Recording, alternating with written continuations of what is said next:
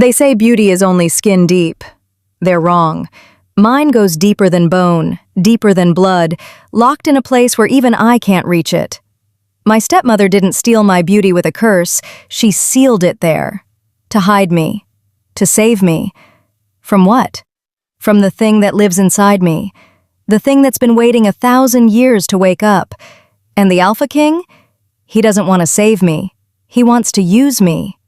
My name is Elsa Moses, and this is the story of how I died, was reborn, and learned that some monsters are made, while others are chosen. Chapter 1. The Forbidden Offer. The chains were cold against my wrists. Iron, they said, blessed by moonlight.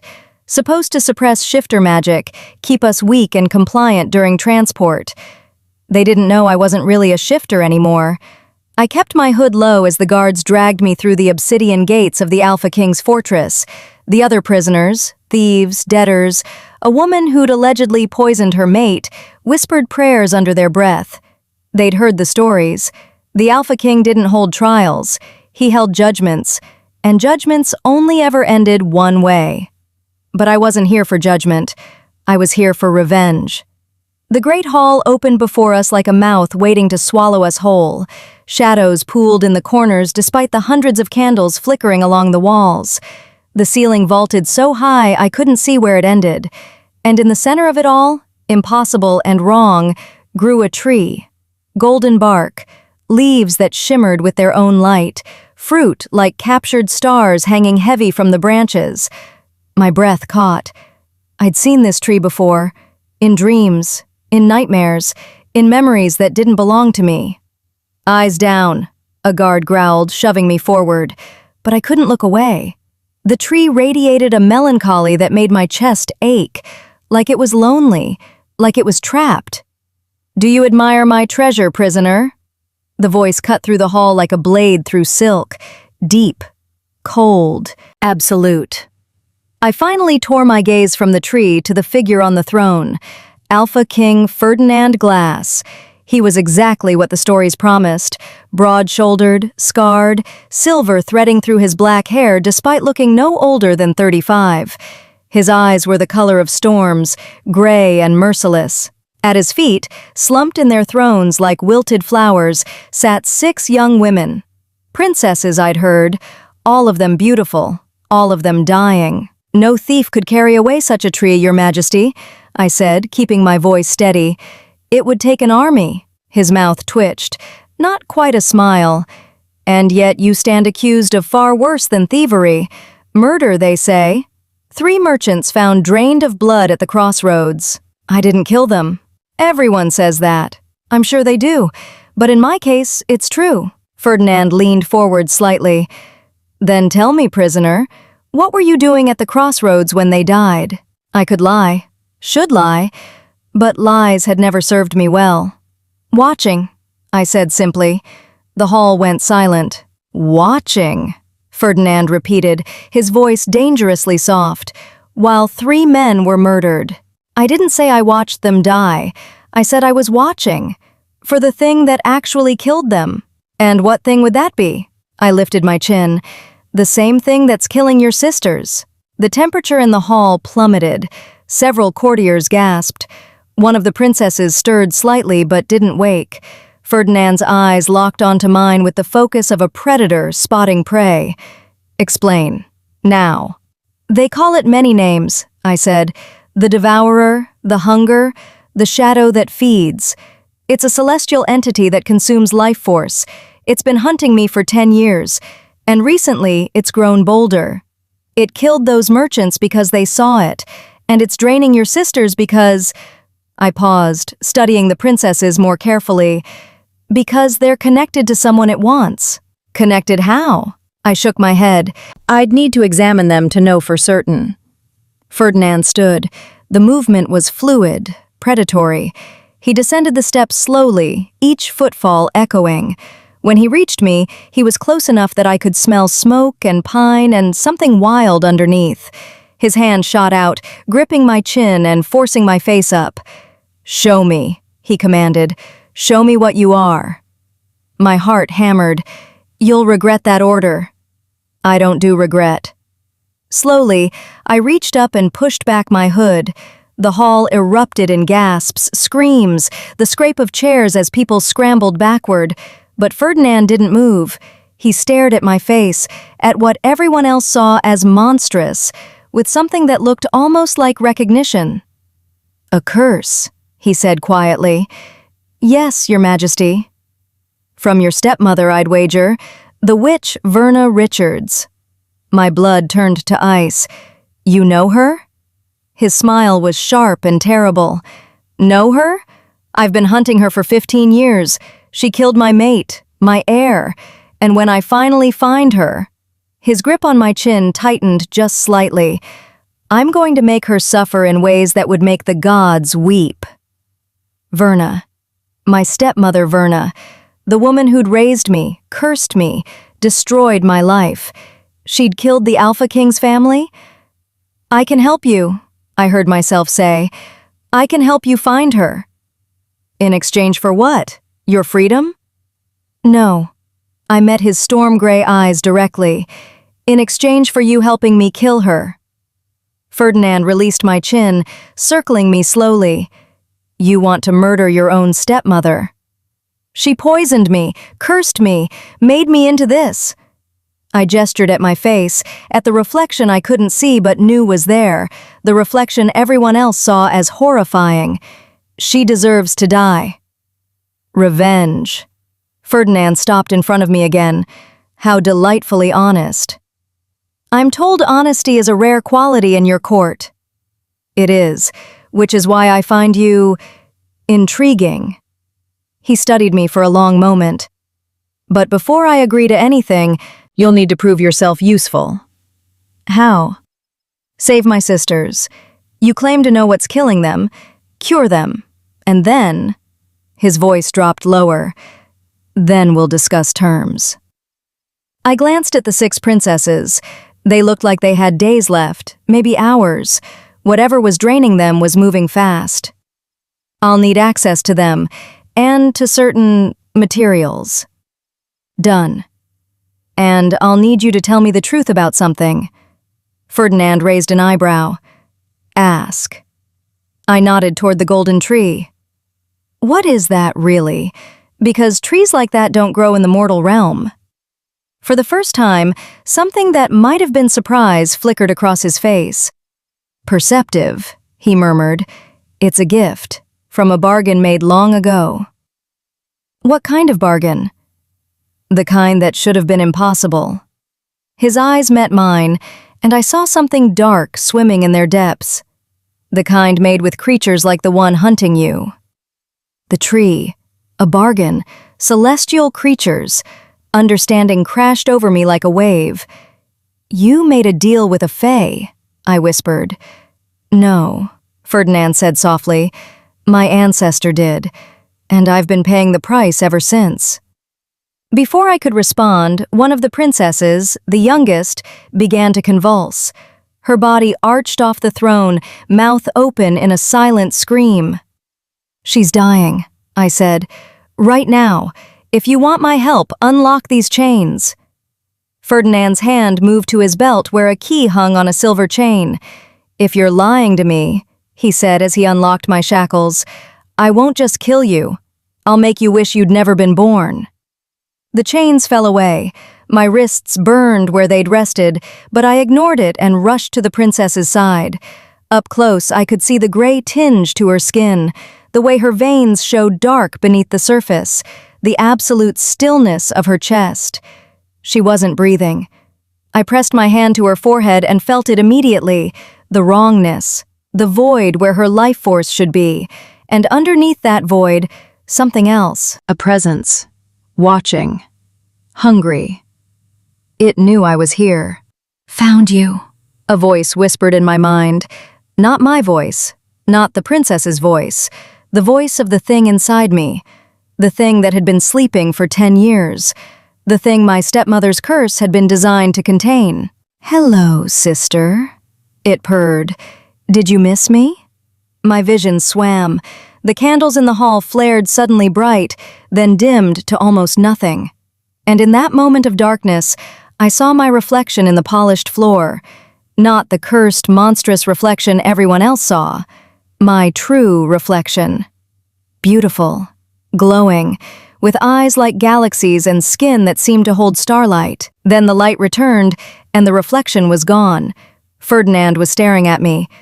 What just happened? Your sister isn't dying, I managed, pulling my hand back from the princess. She's being prepared. Prepared for what? I looked up at him, and I knew my eyes must have shown my fear. For the devourer to wear her like a suit. Chapter 2. The night everything changed. 15 years ago, Elsa, age 7. I remember the day Verna came into our lives, like I remember the taste of honey, sweet at first, then cloying, then impossible to wash away. My father brought her home on a Tuesday. I know it was Tuesday because that was the day Mama's sister always visited, except that Tuesday she didn't come. Nobody came anymore after Mama died. Elsa, Father said, kneeling down so we were eye level. His hands were rough from working the fields, but gentle when they touched my hair. This is Verna. She's going to take care of us now. Verna was beautiful. Not beautiful like Mama had been. Mama was soft edges and warm smiles.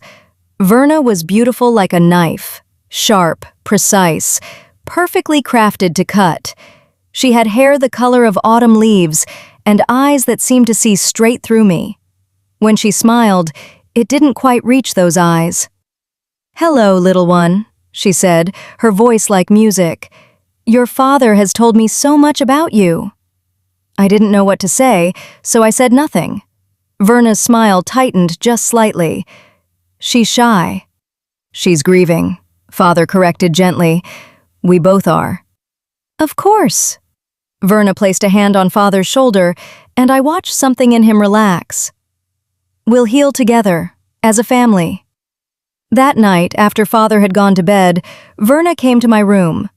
I pretended to be asleep, watching through barely slitted eyes as she stood in the doorway. The moonlight behind her made her glow like she was made of silver. She walked to my bedside and sat down. Her hand hovered over my forehead, not quite touching. "You're special, Elsa," she whispered. "So very special. And dangerous. If only your mother had told your father the truth." My breath caught. Verna's eyes snapped to mine. Ah, not sleeping after all. I sat up quickly, pulling my blanket to my chest. "What truth? About Mama?" Verna studied me for a long moment. "Your mother was my younger sister. Did your father tell you that?" I shook my head. "No, I suppose he wouldn't." She smoothed her dress carefully. "Your mother and I came from a very old bloodline, a line that carries gifts and curses." "I don't understand." "You will." She reached out and touched my cheek with one cool finger. "You're glowing, child. Can you feel it?" I looked down at my hands. They looked normal to me, small, a little dirty from playing in the garden. "I don't see anything." "Not yet, but you will." Verna stood. "I'm going to teach you things, Elsa. Things your mother should have taught you but ran out of time for. And in exchange, you're going to trust me. Even when you don't understand, even when it seems like I'm being cruel." "Why would you be cruel?" Her smile was sad. "Because sometimes cruelty is the only kindness that works." She left then, closing the door softly behind her. I didn't sleep that night. The next 5 years were strange. Verna married Father in the spring. She moved her daughter into our house that summer, a girl named Holly Ellis, who was 2 years older than me and looked nothing like Verna. Where Verna was sharp and precise, Holly was soft and round and always smiling. "We're sisters now," Holly announced the day she arrived, throwing her arms around me. "Real sisters. Isn't that wonderful?" I didn't answer, but Holly didn't seem to mind. Verna treated us both with the same measured affection. She taught us letters and numbers. She showed us how to identify herbs in the forest, which ones healed and which ones killed. She read us stories about ancient beings who walked between worlds. But late at night, when Father and Holly were asleep, Verna would take me down to the cellar. "You're showing signs," she told me on my 9th birthday, examining my hands in the candlelight. The glow is getting stronger. I still don't see it, because I'm masking it, but it won't hold forever. She released my hands and pulled out a heavy book bound in dark leather. Do you know what you are, Elsa? A girl? A vessel. She opened the book to a page covered in symbols I couldn't read. In your past lives, actually, you were something else, something powerful and terrible, and when you died, your soul reincarnated into human form. But the power didn't leave. It's sleeping inside you, waiting to wake. My stomach twisted. What kind of power? Verna's eyes met mine. The kind that could save the world, or end it. I don't want it. I know, little one. I know. She touched my face gently, the gentlest I'd ever seen her. That's why I'm going to seal it away. Keep you safe. Keep everyone safe. How? She didn't answer. Everything changed the night of my 12th birthday. A man came to the house. He said he was a merchant, but Verna went pale when she saw him. Get upstairs, she hissed at me and Holly. Now, don't come down no matter what you hear. But Mama, Holly started. Now. We ran. From the top of the stairs, we watched through the railings as Verna faced the merchant in our sitting room. Father was away trading in the next town. We were alone. You can't have her, Verna said quietly. The merchant smiled. His teeth were too white, too sharp. The devourer sent me. It knows she's here. It can smell her awakening. She's not awakening, she's sealed. For now. The merchant's eyes flashed gold, bright and terrible. But seals crack. Power leaks. And when she breaks free, and she will break free, the devourer will be waiting. Not if I strengthen the seal. With what? Your bloodline is weak. You barely held me off last time. Verna's hand moved to her pocket. When it emerged, she held a vial of something dark and shimmering. The merchant laughed. Poison? Please. This body is just a... Verna threw the vial.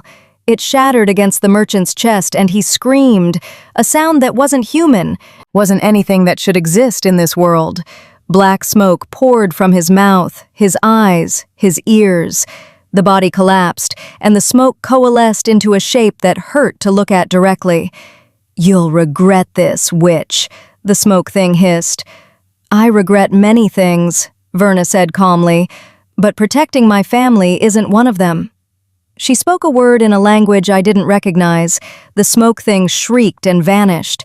The merchant's body lay still on our floor. Holly was crying silently beside me. I couldn't move, couldn't breathe. Verna looked up at us. Come down, both of you.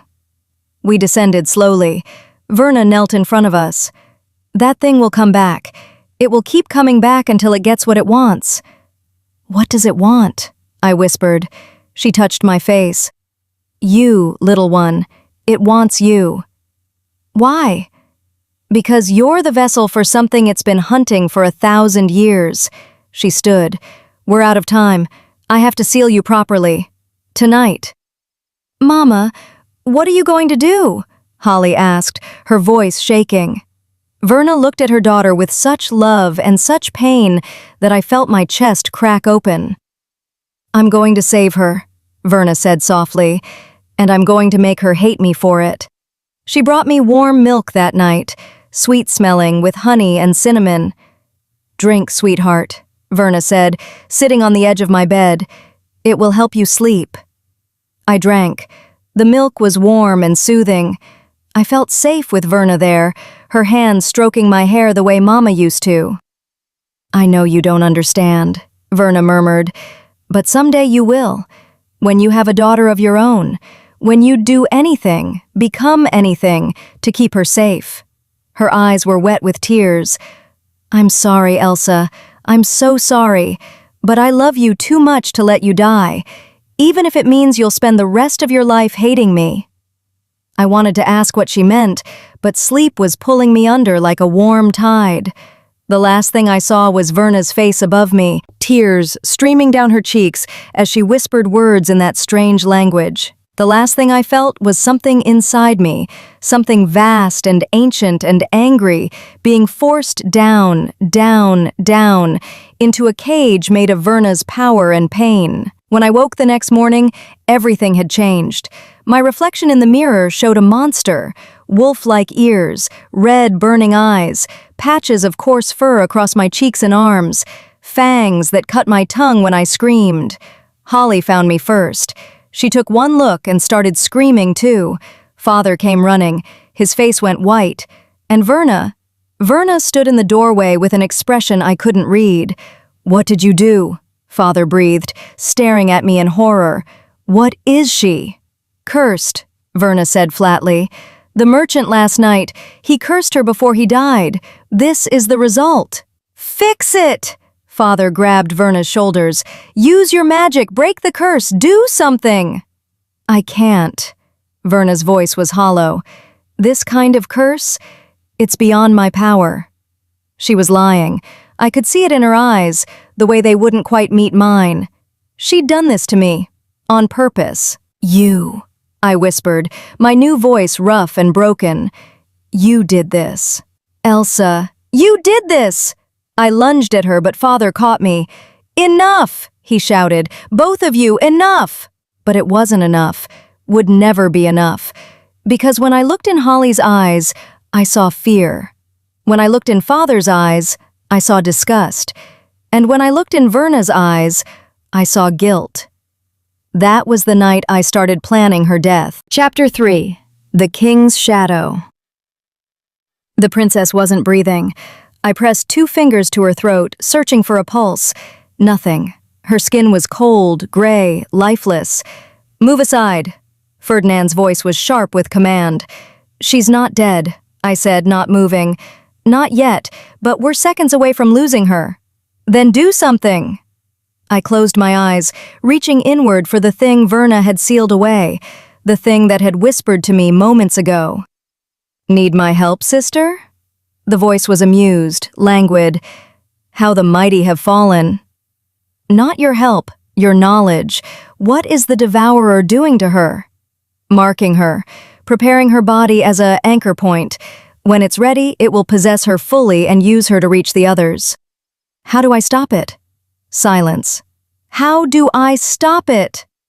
"You can't, not without releasing me, and we both know you'd rather die than do that." Damn her. Damn Verna. Damn all of this. I opened my eyes and looked at Ferdinand. "I need a knife." "What?" "A knife. Silver if you have it. Now." Ferdinand pulled a blade from his belt and handed it to me without question. The trust in that gesture wasn't lost on me. He barely knew me, and yet he was letting me hold a weapon near his dying sister. I pressed the blade to my palm and drew it across.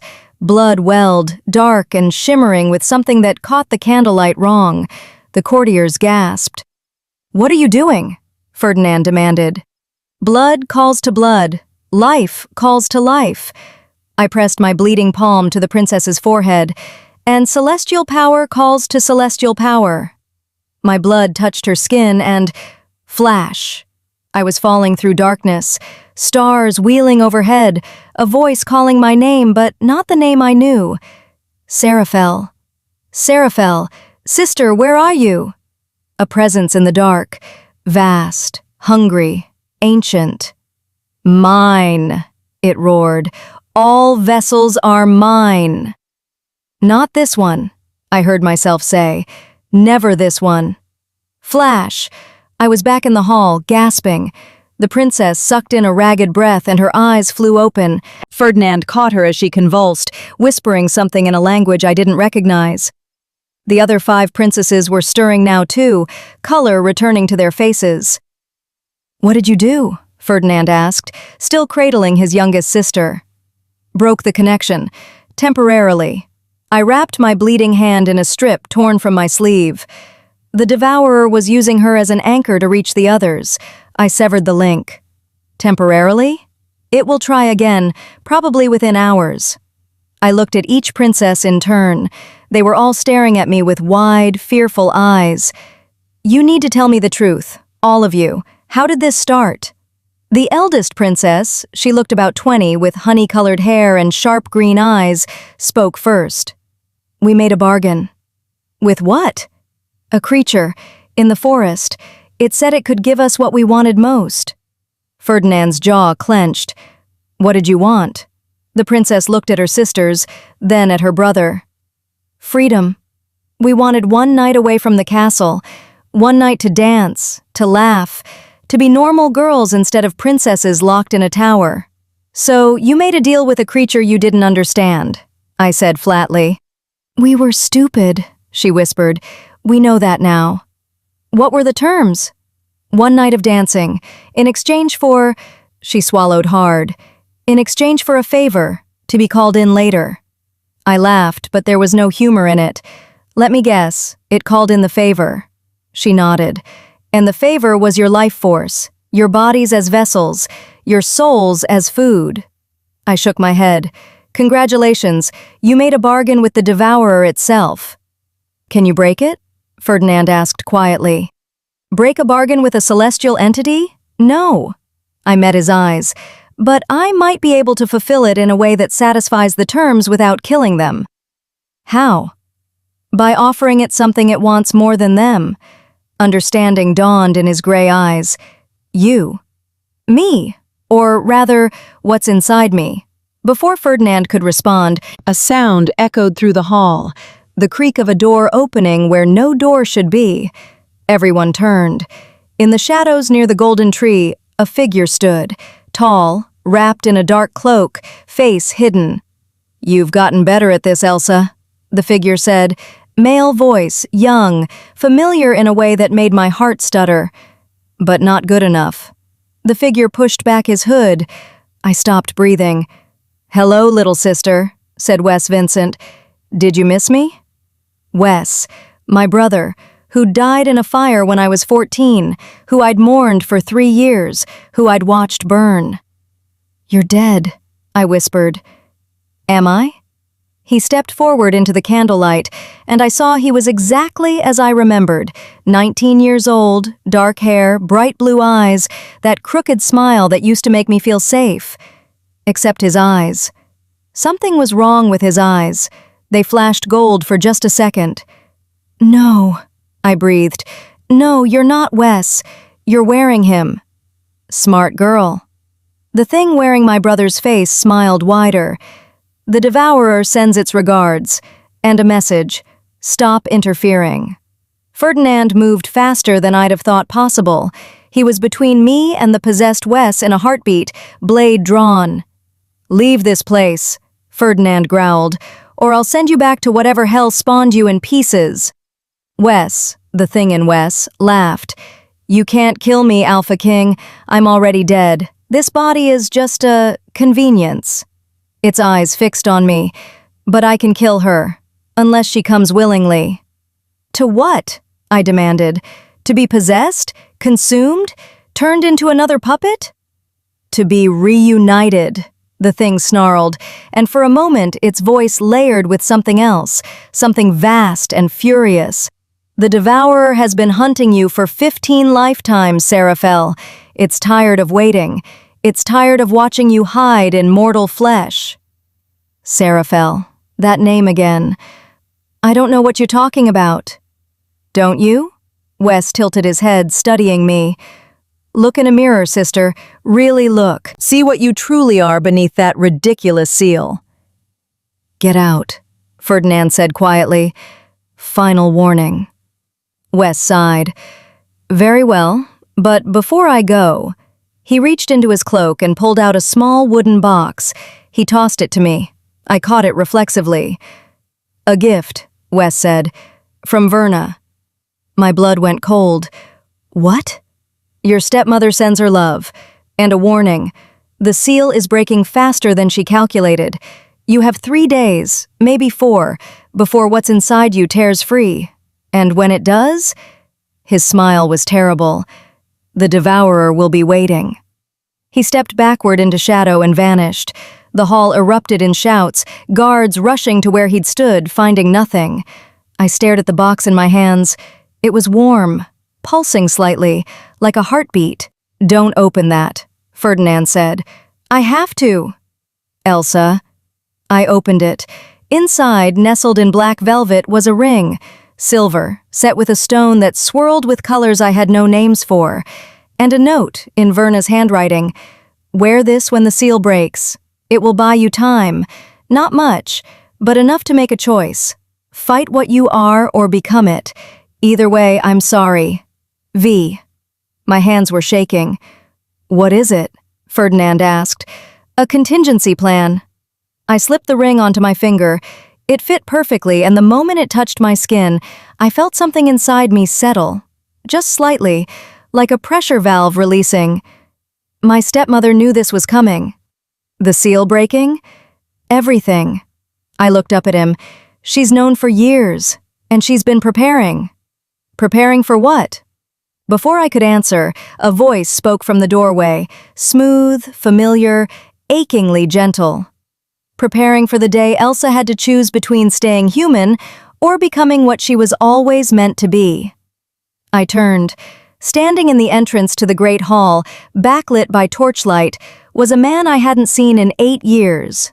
Tall, lean, dark hair falling into darker eyes, a scar across his left cheekbone from the time we'd climbed trees together as children, and he'd fallen protecting me. Lamar, I breathed. Lamar Lane, my childhood friend, the boy I'd loved before Verna's curse made love impossible, the boy who'd died in a stable fire when we were 14. Except he was standing right in front of me, very much alive. Hello, Elsa, he said softly. We need to talk. Ferdinand's blade was at Lamar's throat before I could blink. Another corpse walking, Ferdinand snarled.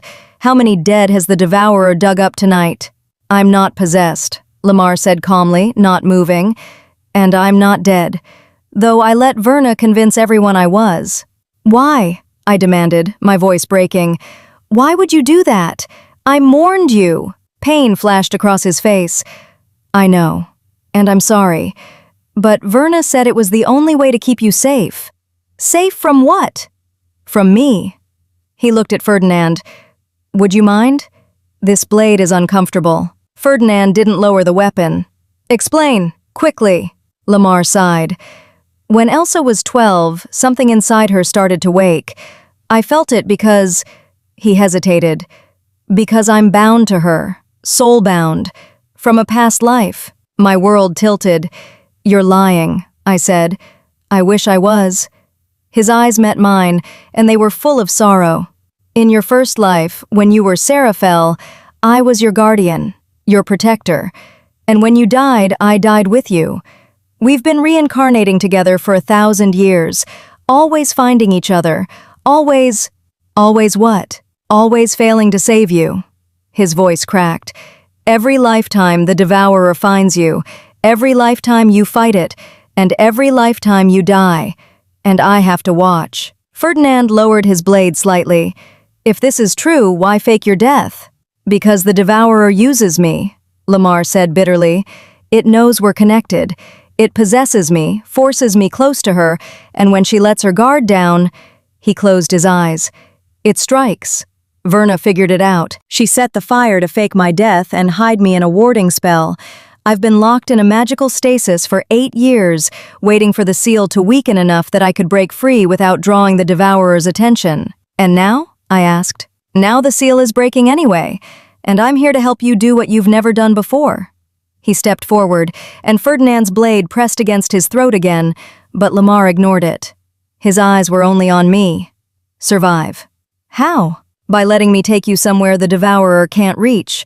Somewhere Verna prepared years ago. A sanctuary. Why should I trust you? My voice was harsh. You lied. You let me think you were dead. You let me grieve. Because I love you, he said simply. I've loved you for 1,000 years.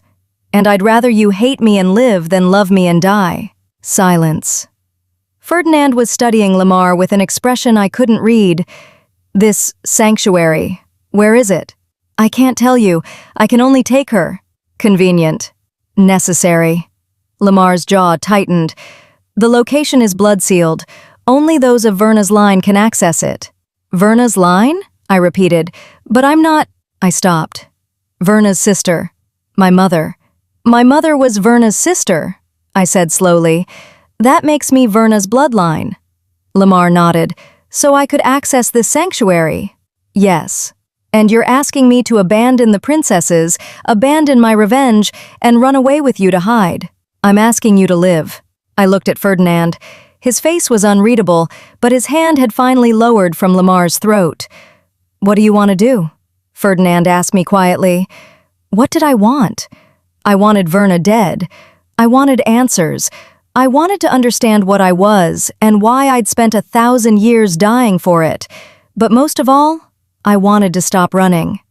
No, I said. Lamar's face fell. Elsa, no, I repeated. I'm not hiding, not anymore. If the Devourer wants me, let it come. But this time, I touched the ring Verna had sent. This time, I'm going to be ready. You'll die, Lamar whispered. Maybe, but at least I'll die fighting, not cowering in some magical bunker waiting for the inevitable. Ferdinand's mouth quirked, almost a smile. Brave. Stupid, but brave. I prefer strategically reckless, I said. There's a difference? Not really. Lamar ran a hand through his hair, frustrated. You don't understand what you're facing. The Devourer isn't just powerful, it's ancient. It's consumed hundreds of vessels, thousands of souls. You can't beat it. Then I'll die trying. I met his eyes. But I won't run. Not from this. Not from what I am.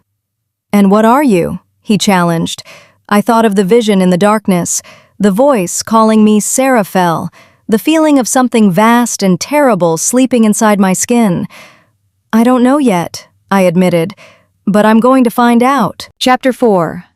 The Fire. 8 years ago, Lamar found me crying in the stable. I'd hidden there because it was the one place Holly never came. She was afraid of horses, and Father was too busy to notice.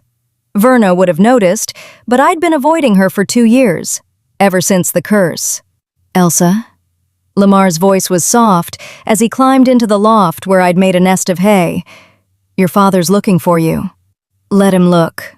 My voice was muffled against my knees. He settled beside me, close, but not touching. Lamar never touched me anymore, not since the morning he'd seen my reflection, and I'd watched his face cycle through shock, horror, and then, worst of all, pity. What happened? He asked. Luna happened. Luna. Verna's niece who'd moved in last month. Beautiful, sweet-natured Luna with her golden hair and perfect smile. Father had taken one look at her, and his whole face had lit up, the way it used to light up when he looked at me, before the curse. She didn't do anything wrong, I said bitterly. That's the worst part. She's genuinely kind.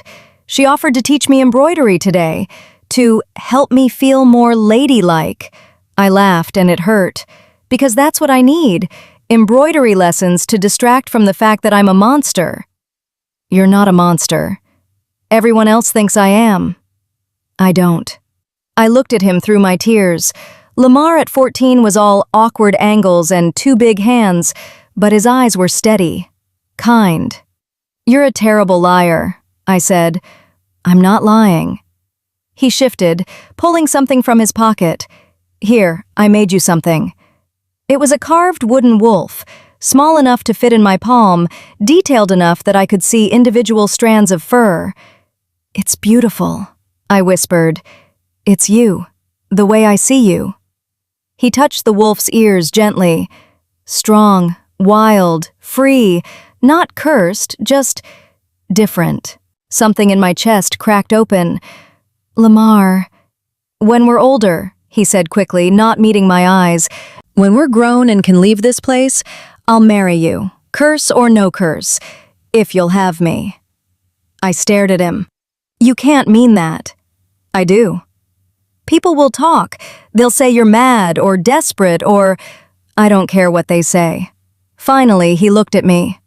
I care about you. I've always cared about you, and I always will. I wanted to believe him, wanted it so badly it hurt, but I'd learned not to trust good things. Ask me again when we're older, I said softly. When you've had time to think about what you'd be giving up. I won't change my mind. Maybe not, but I need to know you're sure. He nodded slowly. Then I'll ask again, on your 18th birthday, and you'll say yes. Confident. Hopeful. I smiled, actually smiled for the first time in weeks. That was when Verna found us. Elsa, come with me, now.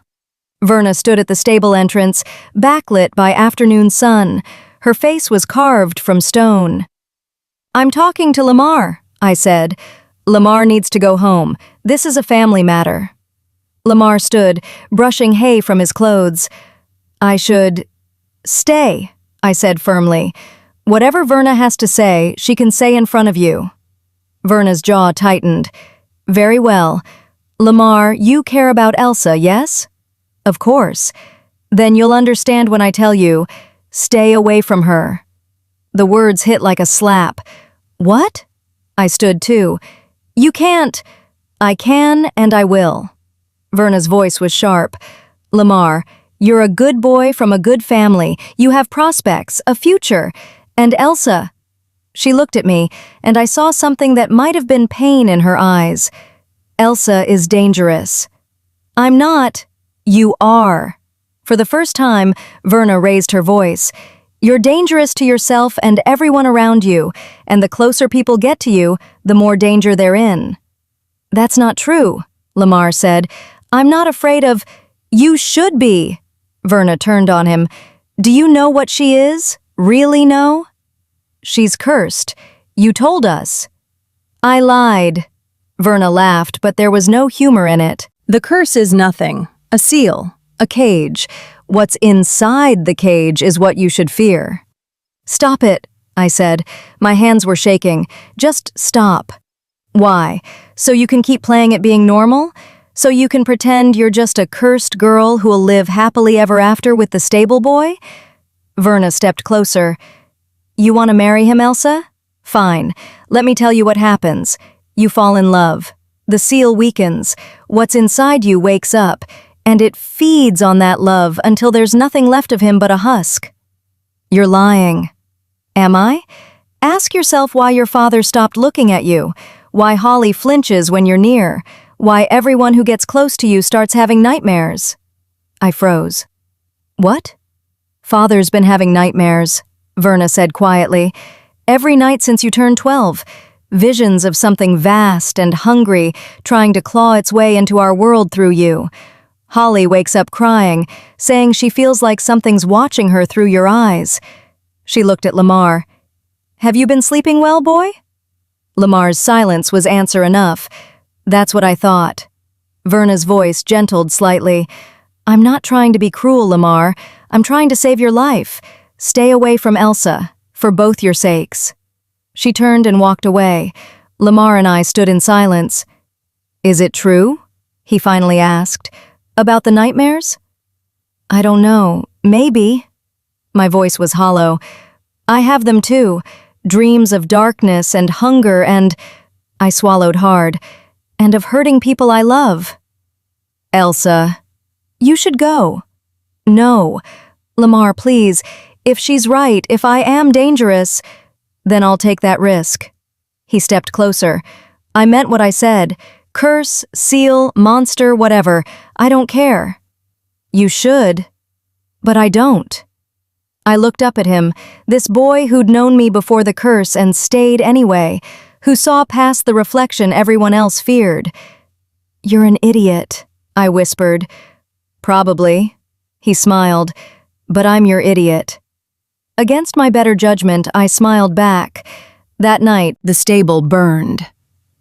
I woke to screaming. Holly was shaking me, her face streaked with soot and tears. Fire! She sobbed. Elsa, fire! Lamar's trapped! I was running before I fully processed her words. The stable was an inferno. Flames reached toward the sky, hungry and bright. People formed a bucket line, but it was clear they were fighting a losing battle. Where is he? I grabbed a man I didn't recognize.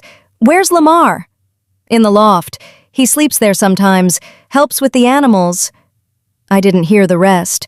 I ran toward the burning building. Arms caught me. Verna's arms. "Let me go!" I fought her, but she was stronger than she looked. "You can't save him," she said, and her voice was broken. "Elsa, please, you can't. He'll die. Better him than you."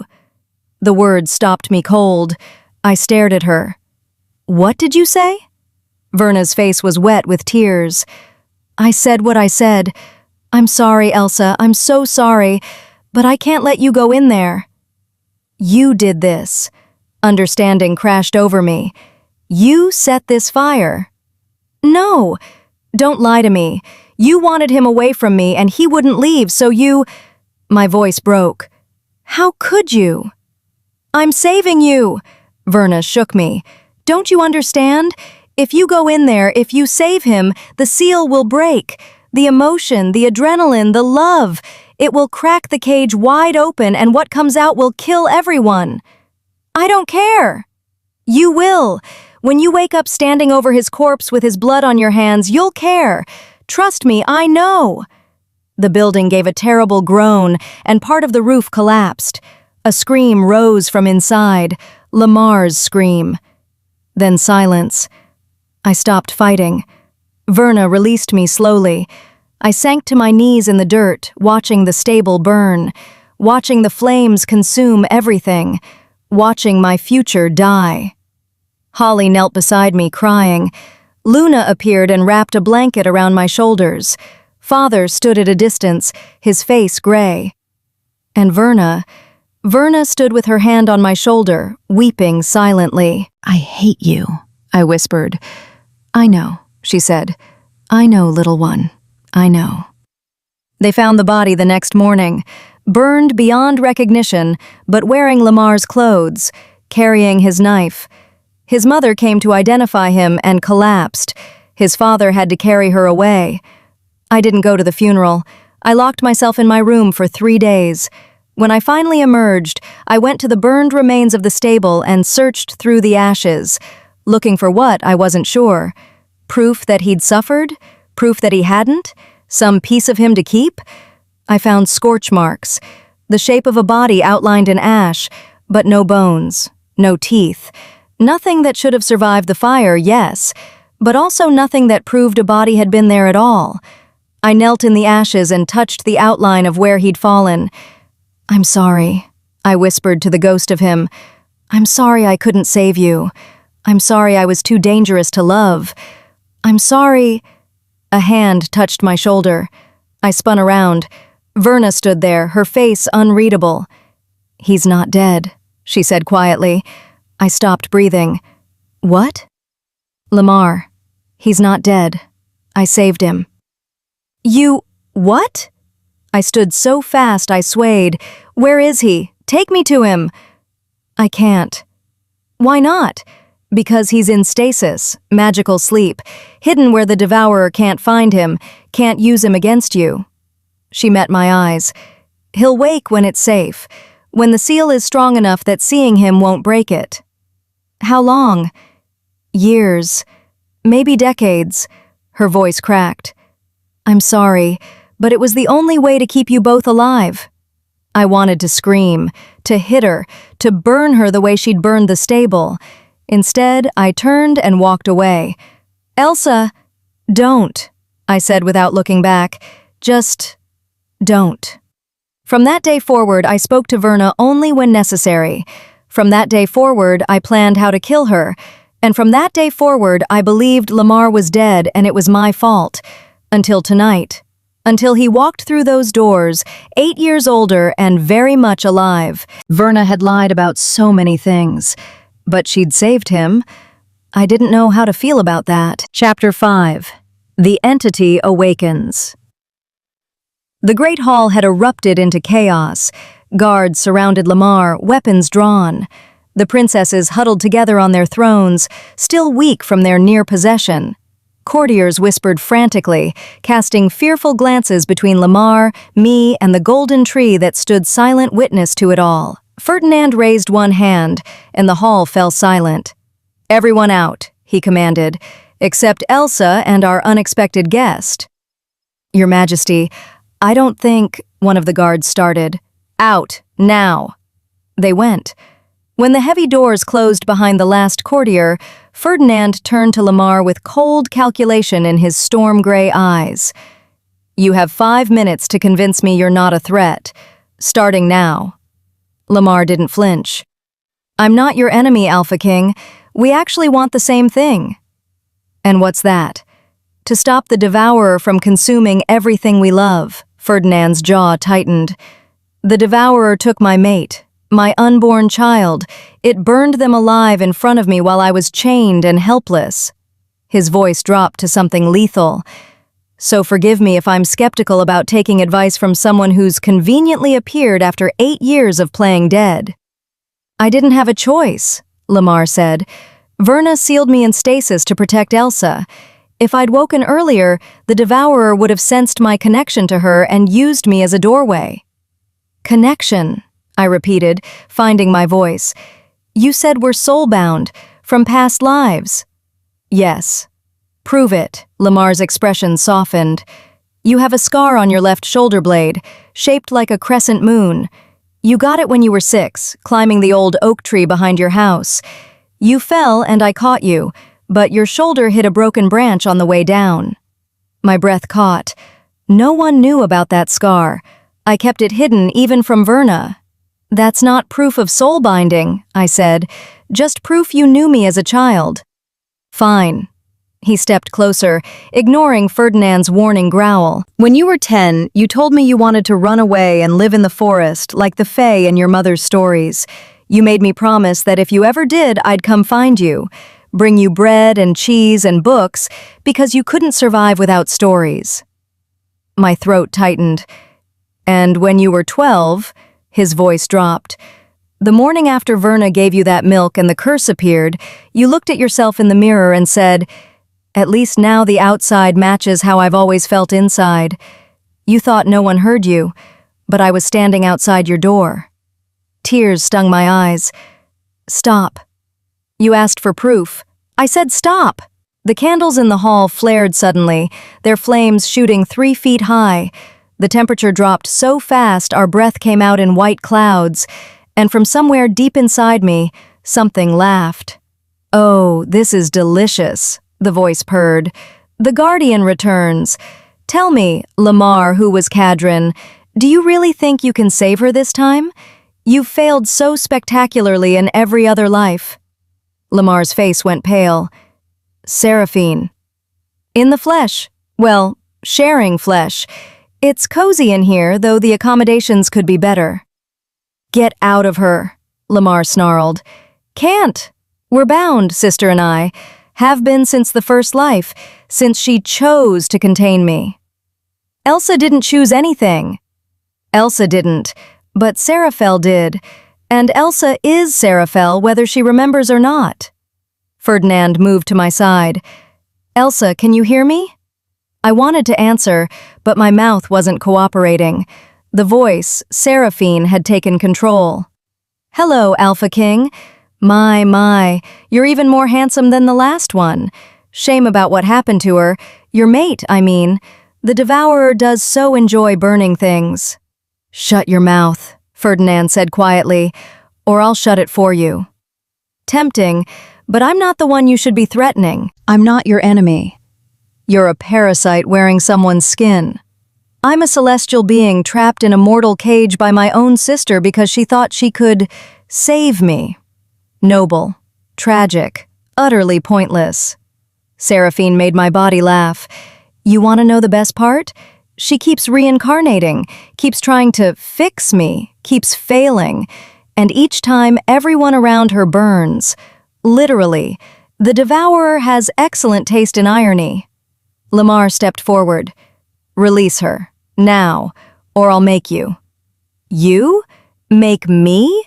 Oh, Cadrin, you couldn't make me do anything in the first life when you had your full power. What makes you think you can now as a mortal stable boy? Because I know your true name, Lamar said softly, and I'm not afraid to use it. The temperature plummeted further. You wouldn't dare. Try me. Silence. Then, slowly, I felt control returning. My fingers, my toes, my voice. I gasped, stumbling. Ferdinand caught me before I hit the ground.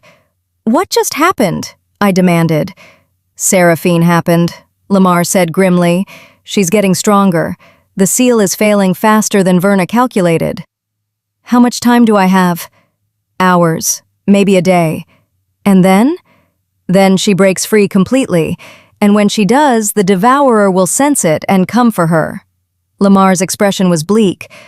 "Unless we can find a way to reseal her or merge with her properly, this ends badly for everyone." Ferdinand's grip on my arm tightened. "Define merge properly." In the first life, Seraphel tried to contain Seraphine by force. It didn't work. Seraphine's too powerful, too hungry. But there's another way. A partnership instead of a prison. How? By accepting what Seraphine is, by feeding her what she actually needs, instead of letting her starve and rage. Lamar looked at me. "She feeds on love, yes, but not romantic love, self-love, the kind that comes from accepting every part of yourself, light and dark." I laughed bitterly. "You want me to love myself? I'm cursed, hunted, and apparently hosting a celestial parasite who's gotten everyone I've ever cared about killed. What exactly am I supposed to love about that?"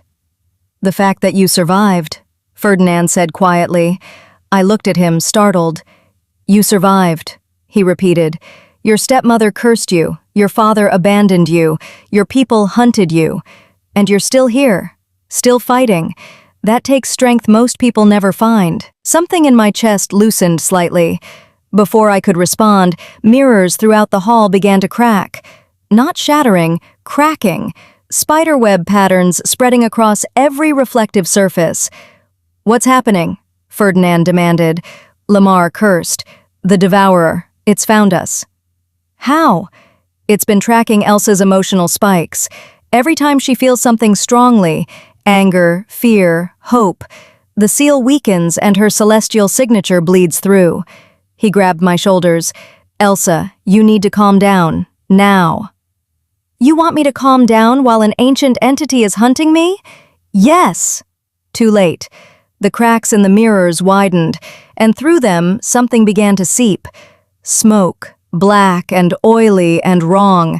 It coalesced in the center of the hall, forming a shape that hurt to look at directly. Vaguely humanoid, but too tall, too thin, with too many joints bending in too many directions.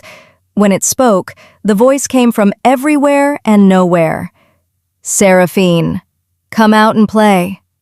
The golden tree shuddered, its leaves chiming like bells. Ferdinand stepped in front of me, blade raised. "You're not welcome here, creature." The devourer laughed.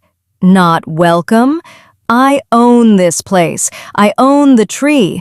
I own the bargain your ancestor made, and soon—" Its eyeless face turned toward me. "I'll own her." "Never," I said. Brave words from a broken vessel, but I've heard them before. Every lifetime you say never. Every lifetime you fail. This time is different. Is it? You're alone, weak. Your guardian is mortal now. Your stepmother is dying. Your precious Alpha King is cursed to kill what he loves. The devourer drifted closer. You have nothing left to fight with. I touched the ring Verna had sent me. It pulsed warm against my finger. I have this. The devourer recoiled. Impossible. That ring doesn't exist anymore. We destroyed it. Did you? Or did Verna hide it? I smiled without humor. She's very good at hiding things. You'd know that if you'd managed to catch her in the last 15 years. A sound like grinding metal filled the hall. The devourer was angry.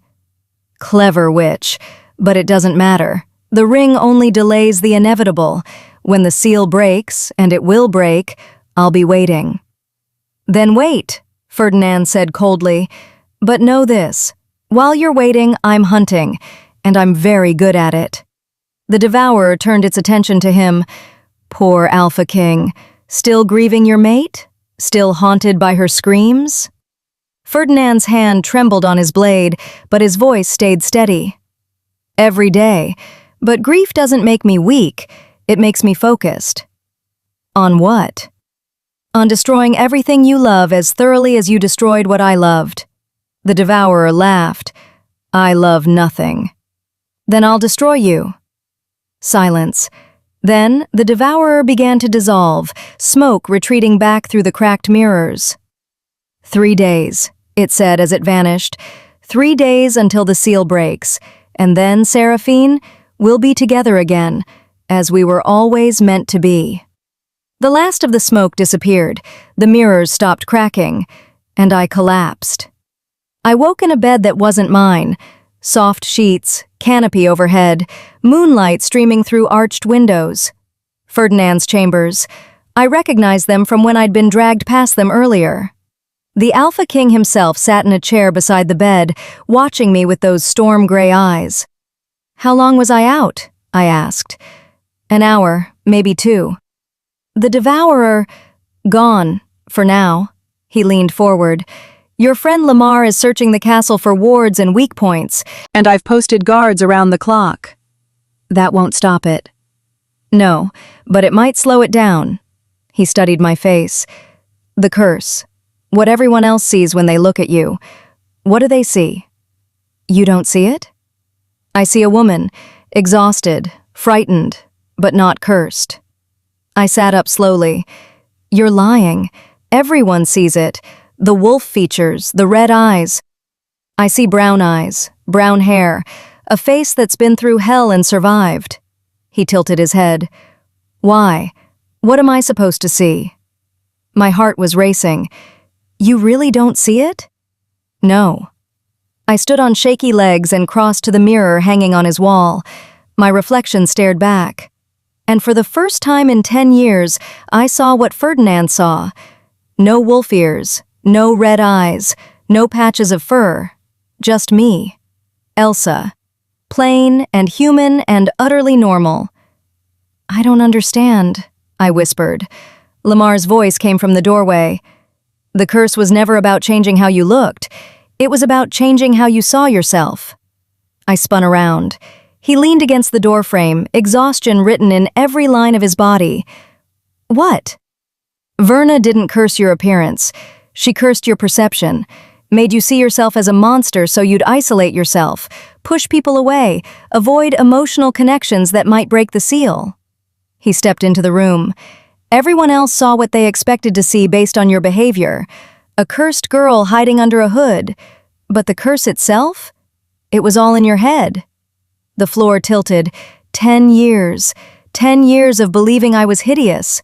10 years of hiding, of hating my reflection, of watching people recoil in horror from something that didn't exist. She made me think. My voice broke. All this time, Lamar said gently, you were beautiful and brave and worthy of love. The curse just made sure you couldn't see it. I sank to my knees, shaking. Ferdinand knelt beside me. Elsa, look at me. I couldn't. He touched my chin, tilting my face up. You are not a monster. You never were. Whatever else is true, whatever celestial being lives inside you, whatever the devourer wants, you are not what they see when they look in mirrors and call yourself cursed. Understand? Tears streamed down my face, and inside me, deep in the cage Verna had built, Seraphine stirred. He's right, you know, she said softly. You were never the monster. I was. And you've spent 1,000 years trying to save me from myself. Why? I asked silently. Why do I keep trying? Because you're my sister, and you believe that everyone deserves love, even celestial beings who've forgotten how to feel it. The ring on my finger pulsed warmly. 3 days. 3 days until the seal broke and everything changed. I looked up at Ferdinand and Lamar, the Alpha King who understood loss, and the Guardian who'd loved me across lifetimes. I need to see Verna, I said. She's dying, Lamar said quietly. The seal is draining her life force. She won't last the week. Then I need to see her now, before it's too late. Too late for what? Ferdinand asked.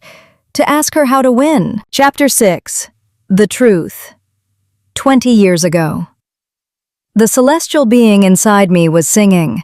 It had been singing for 3 days straight, a melody that no human throat could produce, harmonics that made reality shimmer at the edges, beautiful, terrible, slowly driving me mad. "Please," I whispered to the empty room, "please stop." The singing continued. I pressed my hands over my ears, but the sound came from inside my skull, inside my bones, inside the very core of whatever I'd become when I'd agreed to this merger. A knock at the door. "Verna?" My sister's voice, worried. "Verna, let me in." I couldn't. If I opened that door, the celestial being might leak out, might touch her, might consume her the way it had consumed everything else I'd loved.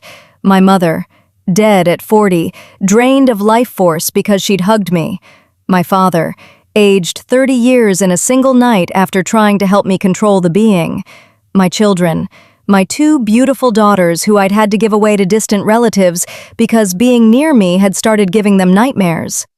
And my husband, my sweet, gentle husband who'd loved me despite the curse, who'd tried to help me master the being instead of being mastered by it. I'd found him this morning, husk dry, every drop of vitality sucked away while I slept. The being had fed while I dreamed. "Verna, please!" My sister was crying now. "People are saying you've gone mad, that you've locked yourself in there to die. Let me see you." "Go away," I croaked. My voice sounded wrong, layered. "Please, just go. It's not safe." "I don't care about safe. You're my sister." The being stopped singing. "Sister," it said, speaking directly for the first time in weeks. "Yes, I remember sisters. I had one once." "You're not helping," I muttered. "She smells like potential, like possibility, like a better vessel than you." Horror shot through me. "No, you stay away from her." "Why? You're breaking, Verna. I can feel it. Your mind fracturing, your body failing. Soon there will be nothing left but me. Wouldn't you rather I moved to someone who could contain me properly?" "My sister is pregnant. You're not going anywhere near her or her child." "Pregnant?" The being perked up. "How delightful. Fresh soul, unmarked, perfect for binding." "Over my dead body." "That can be arranged." The door burst open. My sister stood there, 7 months pregnant, her face etched with concern and love and stubbornness. "I told you to go!" I screamed. And I didn't listen. I never do. She stepped into the room. "Verna, what's happening to you?" I could feel the being straining toward her, hungry, curious. "You need to leave.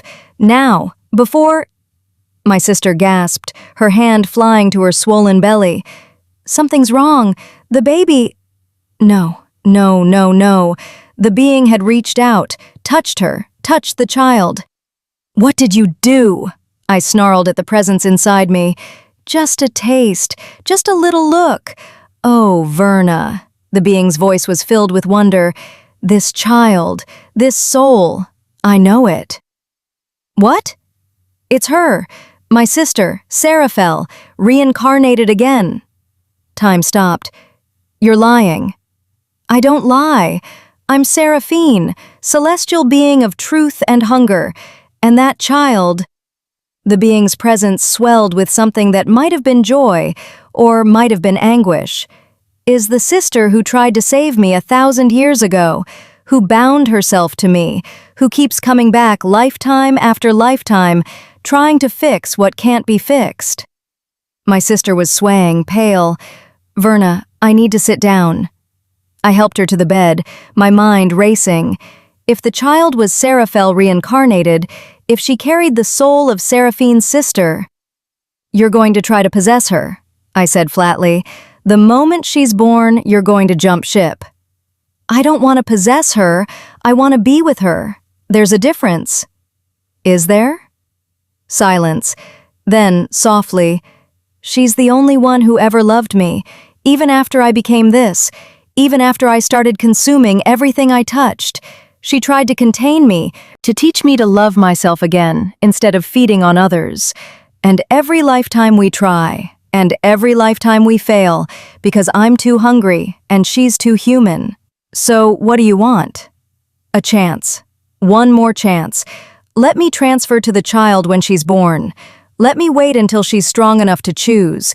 And if she chooses to merge with me, really merge, not contain, not imprison. Maybe this time we can both be whole. My sister was watching me with wide eyes. Verna, what's happening? Who are you talking to? I looked at her belly, at the soul waiting to be born. The thing inside me, I said quietly. It knows your daughter, or it will, and it's asking for a favor. What kind of favor? The kind that might save everyone, or doom us all. The witch lived in the forest, in a cottage that smelled of herbs and old magic. She listened to my story without interrupting. When I finished, she poured 2 cups of tea and pushed one across the table to me. You want to transfer a celestial being to your unborn niece, she said, and then seal it inside her until she's old enough to handle merger. Yes. Do you understand what you're asking? The cost? Tell me. The witch sipped her tea.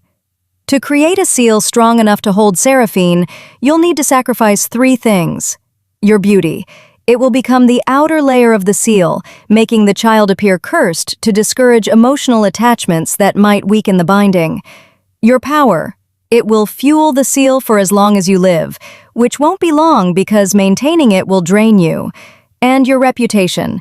You'll have to be the villain. Make the child hate you, keep her isolated, push away everyone who might trigger strong emotions. And if I do all that, then the child will have a chance. When she's strong enough, wise enough, when she's learned to love herself despite the curse, the seal will release, and she can choose, fight Seraphine or merge with her properly. Partnership instead of prison. I set down my tea. When my sister gives birth, I'll be there. Transfer Seraphine to the child immediately. I don't want her in me 1 second longer than necessary. It doesn't work that way. Seraphine will transfer naturally, drawn to Seraphel's soul. But the baby can't handle her immediately. You'll need to act as a buffer for the first 7 years. Seraphine will partly reside in you, partly in the child, spreading the burden until the girl is strong enough. 7 years of this? My voice cracked. 7 years, and then you seal her fully and live with the consequences. I thought of my sister, my niece who would carry this burden. What's the alternative? The devourer finds them both, consumes them, uses their combined power to break into our realm fully. The witch's eyes were ancient. Seraphine is powerful, yes, but Seraphel, when she remembers who she is stronger. Together, they could stop the devourer. Apart, they're just prey. Then we have no choice. Everyone has a choice, Verna.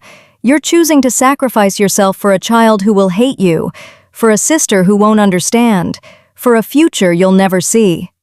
She refilled my cup. Are you sure? I thought of my husband's empty eyes, my children who I'd never hold again, my parents who died because I'd loved them. I'm sure. Elsa was born on a Tuesday.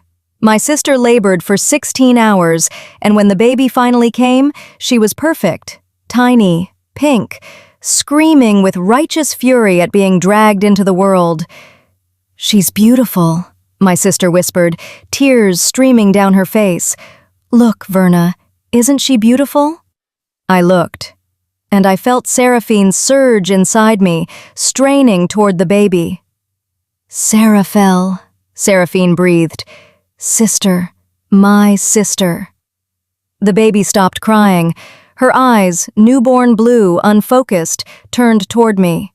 For just a moment, I saw something ancient looking out from that tiny face. Then it was gone, and she was just a baby again. What will you name her? I asked. My sister smiled. Elsa, after our grandmother. Elsa. It meant pledged to God in the old language. How fitting. Over the next 7 years, I visited often, watched Elsa grow, watched Seraphine slowly, carefully transfer piece by piece into the child's soul. It was agonizing, like being hollowed out 1 spoonful at a time. But Elsa thrived. She was bright, curious, kind. She loved her mother fiercely. And when her mother got sick, consumption, the doctor said, but I knew it was Seraphine's proximity draining her. Elsa nursed her with a devotion that broke my heart. My sister died when Elsa was 7. Take care of her, she whispered on her deathbed, gripping my hand. Promise me, whatever happens, whatever you have to do, keep her safe. I promise. She smiled, closed her eyes, stopped breathing. Elsa cried for days, and I married her father 6 months later because someone needed to watch over her. Someone needed to be close enough to maintain the seal I was about to create. On Elsa's 12th birthday, everything changed. A beta came calling, smart, educated, interested in Elsa's mind instead of her face. And I watched in horror as Elsa lit up, as she fell into infatuation, as strong emotions began to crack the partial seal I'd been maintaining. The beta's eyes flashed gold one night when he thought no one was watching. Possession. The devourer had found us. I acted fast. The milk wasn't poison. It was the final binding, the spell that would transfer all of Seraphine into Elsa, seal her completely, and mask it as a curse so terrible that no one would dare get close. I brought the cup to Elsa's room, my heart breaking with every step. Drink up, my darling, I said, smiling through tears. Tomorrow, everything changes.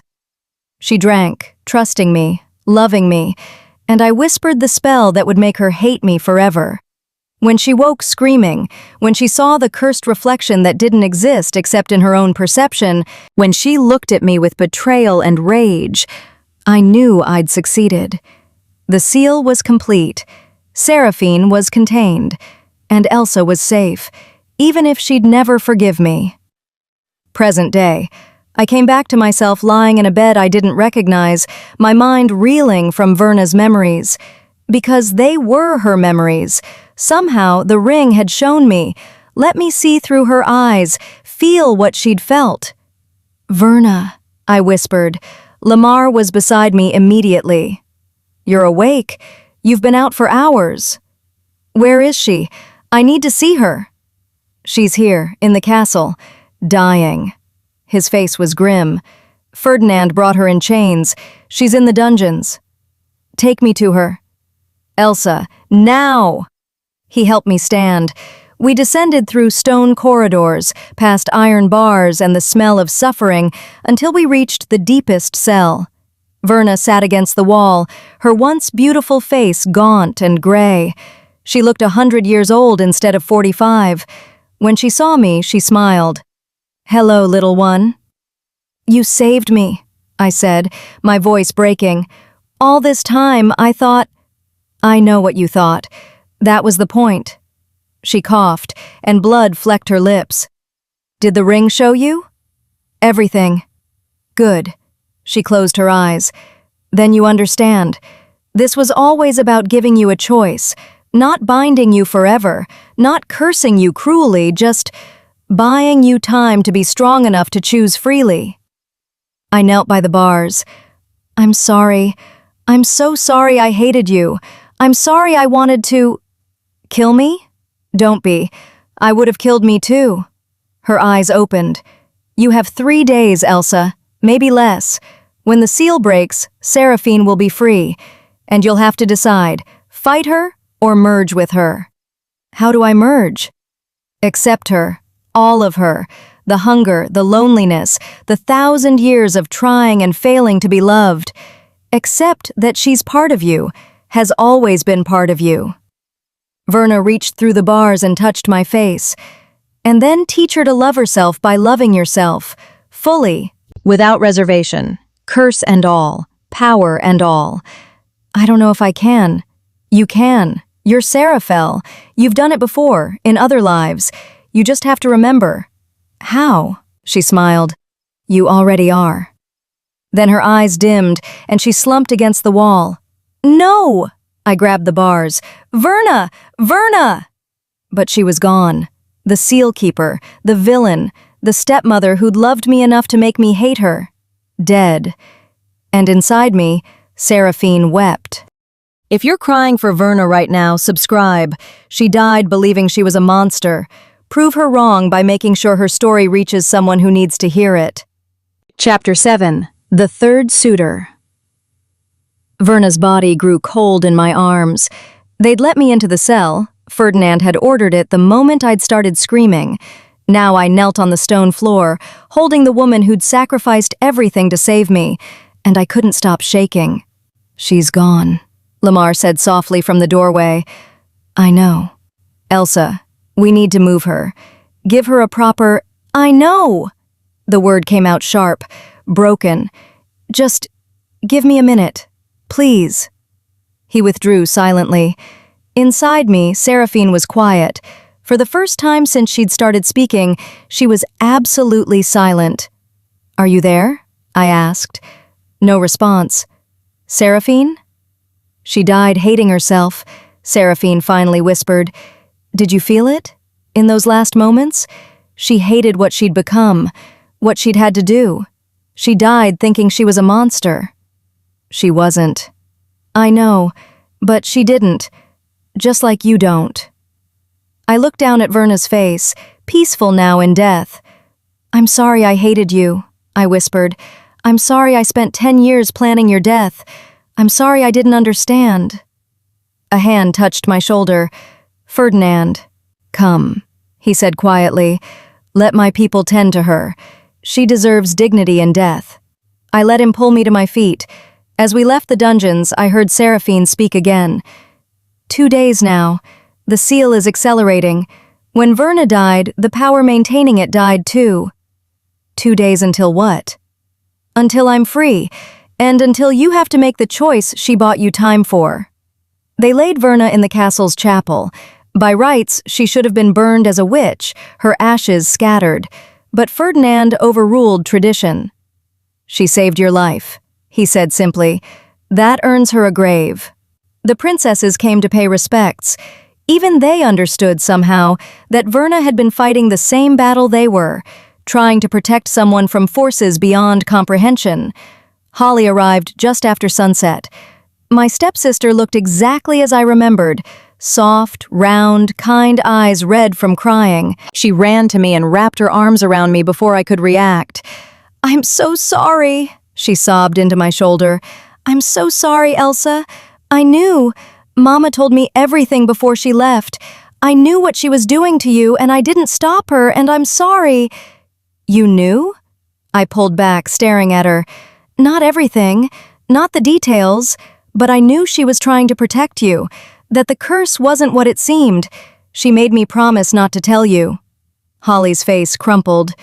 "I wanted to, so many times, but she said it had to be real. Your hatred had to be real or the seal wouldn't hold." I should have been angry, should have felt betrayed. Instead, I just felt tired. "It's not your fault," I said. "It is. I watched you suffer and I did nothing. Because Verna asked you to. Because she was trying to save me." I touched her face gently. "You were a child. We both were. This isn't on you." Holly cried harder. Behind her, another figure appeared in the chapel doorway. Male, tall, silver-haired despite looking no older than 25. Ferdinand tensed beside me. "Who are you?" The stranger stepped into the candlelight, and my breath caught. He was beautiful. Not handsome, beautiful. The kind of beauty that hurt to look at directly. Sharp cheekbones, pale skin, eyes that shifted between silver and violet. And something about him felt wrong, familiar. "My name is Solomon Hess," he said, his voice carrying an accent I couldn't place. "And I'm here to offer my condolences for Verna's passing." His eyes fixed on me. "Hello, Aunt Elsa. It's been a very long time." "Aunt? I don't have a nephew," I said slowly. "Not in this lifetime, but in others?" Solomon smiled. "I've been many things to you. Brother, son, guardian, enemy." He tilted his head. "In the first life, when you were Seraphel, I was your son. The child you had before you bound yourself to Seraphine." The chapel spun. "That's impossible." "Is it? You've reincarnated dozens of times. Why couldn't I?" Solomon stepped closer, and I noticed Ferdinand's hand had moved to his weapon. I've been following your line for centuries, Elsa. Watching, waiting, trying to find a lifetime where I could finally help you break the cycle. Help how? Ferdinand demanded. By offering what neither the Guardian, Solomon nodded at Lamar, nor the grieving king can: knowledge, power, and a way to defeat the Devourer permanently. Lamar moved between us. You're lying. Seraphel never had children. She bound herself to Seraphine before she could reproduce? True. In the first timeline. Solomon's smile was sharp. But there were other timelines, other attempts.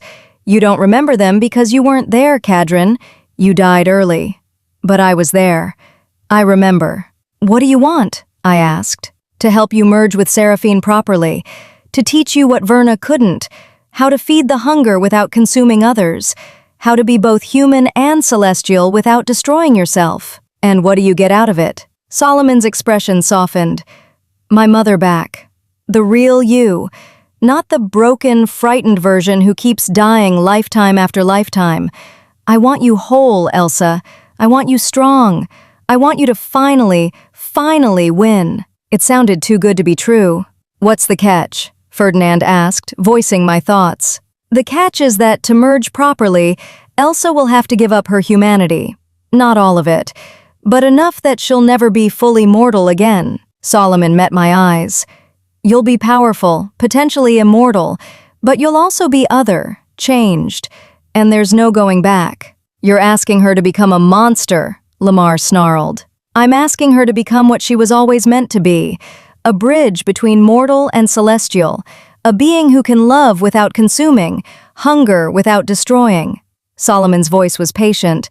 The Devourer wants Seraphine because she's pure celestial power unbound. If Elsa merges with her properly, that power becomes channeled, directed, no longer a threat. Or, Ferdinand said quietly, she becomes an even bigger threat, a celestial being with mortal cunning and motivation. That's a risk, Solomon admitted. But the alternative is Seraphine breaking free uncontrolled and the Devourer consuming her anyway.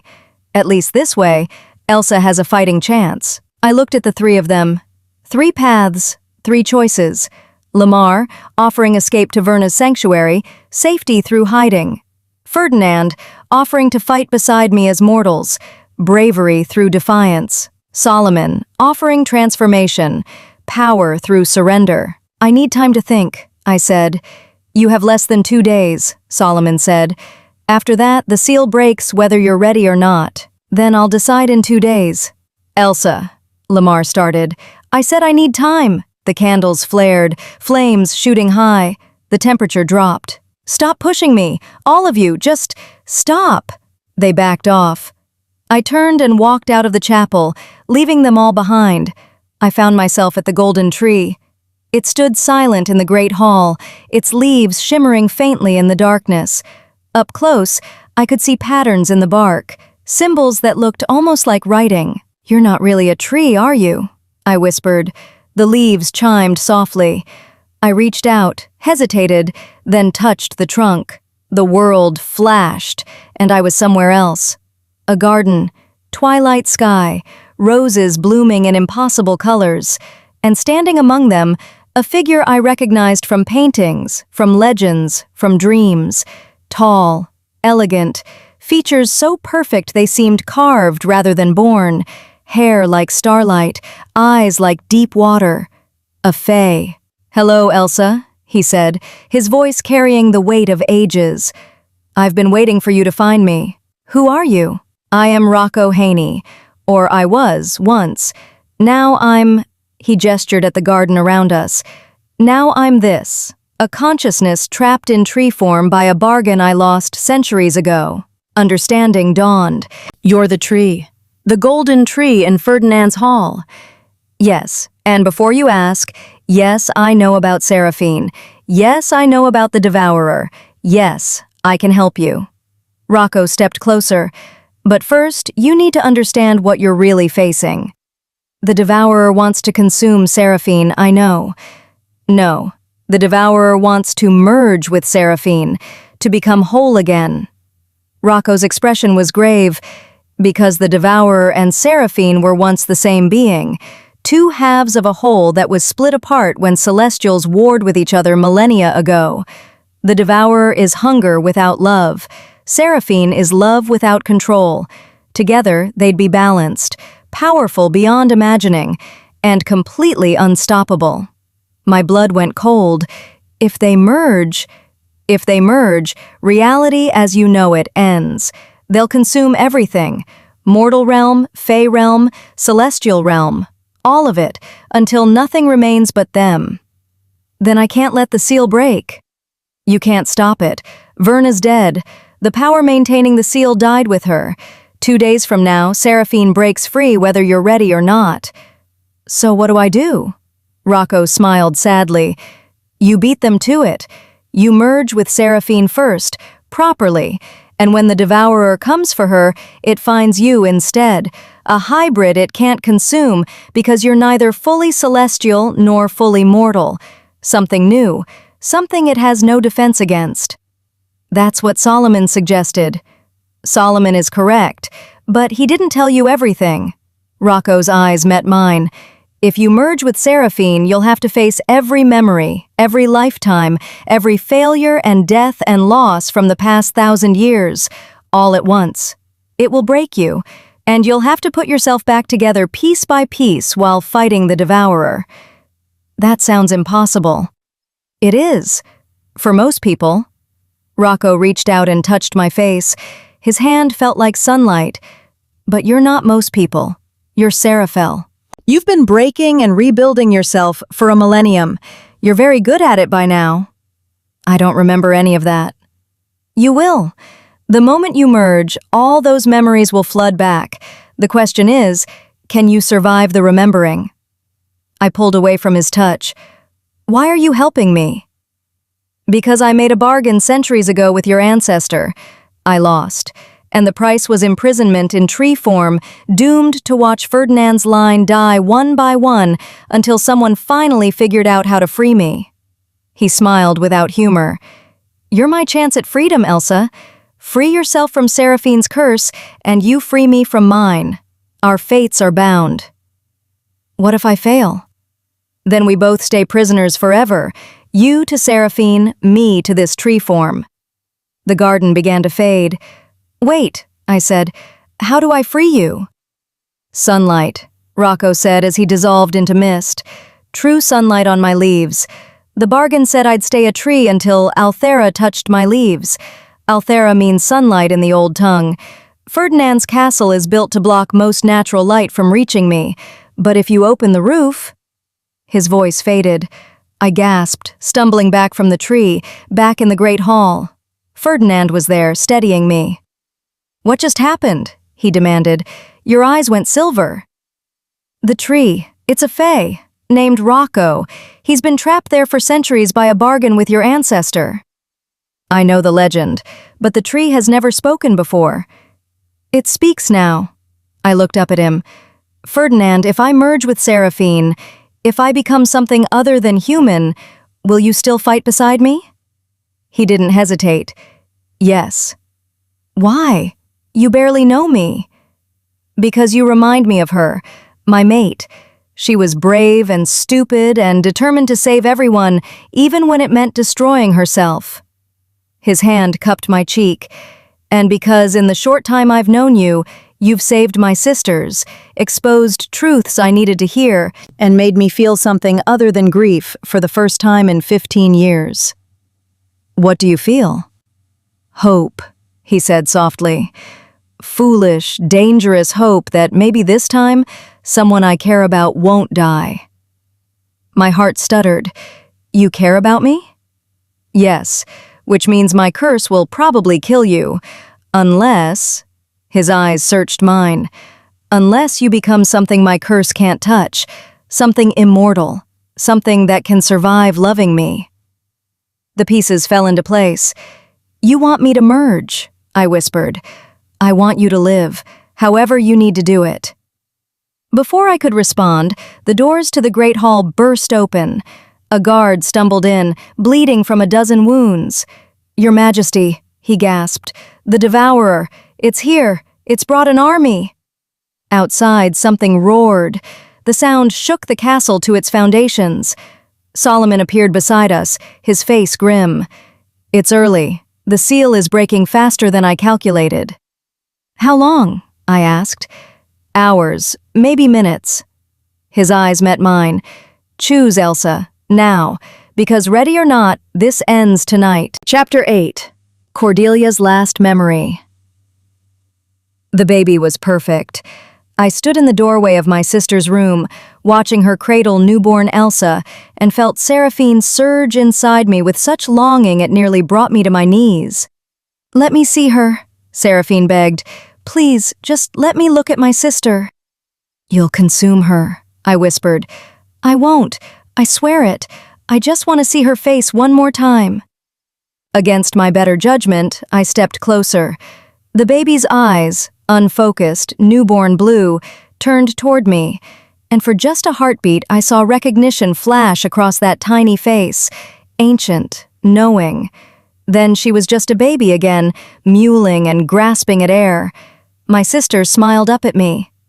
"Do you want to hold her?" "No, I can't." "Verna, please, you're her aunt, her godmother, of course you can." I shook my head, backing toward the door. "I need to go. I'll visit tomorrow." I fled before she could argue. In the forest beyond the village, I finally let myself collapse against a tree. "That was her," Seraphine whispered, wonder in her voice. "My sister, reborn, just like the prophecy said she would be." "What prophecy?" "When I was split from the devourer, when the celestial war tore us apart, a seer spoke. She said, 'The broken one will wander, consuming love until love consumes her. But the bound one will return, lifetime after lifetime, trying to make whole what was shattered. And when they finally succeed, the hunger ends, or the world does.'" I pressed my hands to my face. "So either you and Elsa merge properly and save everything, or you fail again and destroy everything." "Yes." "Those are terrible odds." "They're the only odds we have." I sat in silence for a long time, thinking, planning, calculating costs and consequences. Finally, I stood. "I'm going to the witch," I said. "I'm going to learn how to transfer you to Elsa properly, and then I'm going to give her what you never had." "What's that?" "Time, childhood, a chance to be strong enough to handle you before you wake fully. That will kill you." "I know." "Verna, I've already lost everything that mattered. My husband, my children, my parents, my future." I touched my stomach where Seraphine coiled, waiting.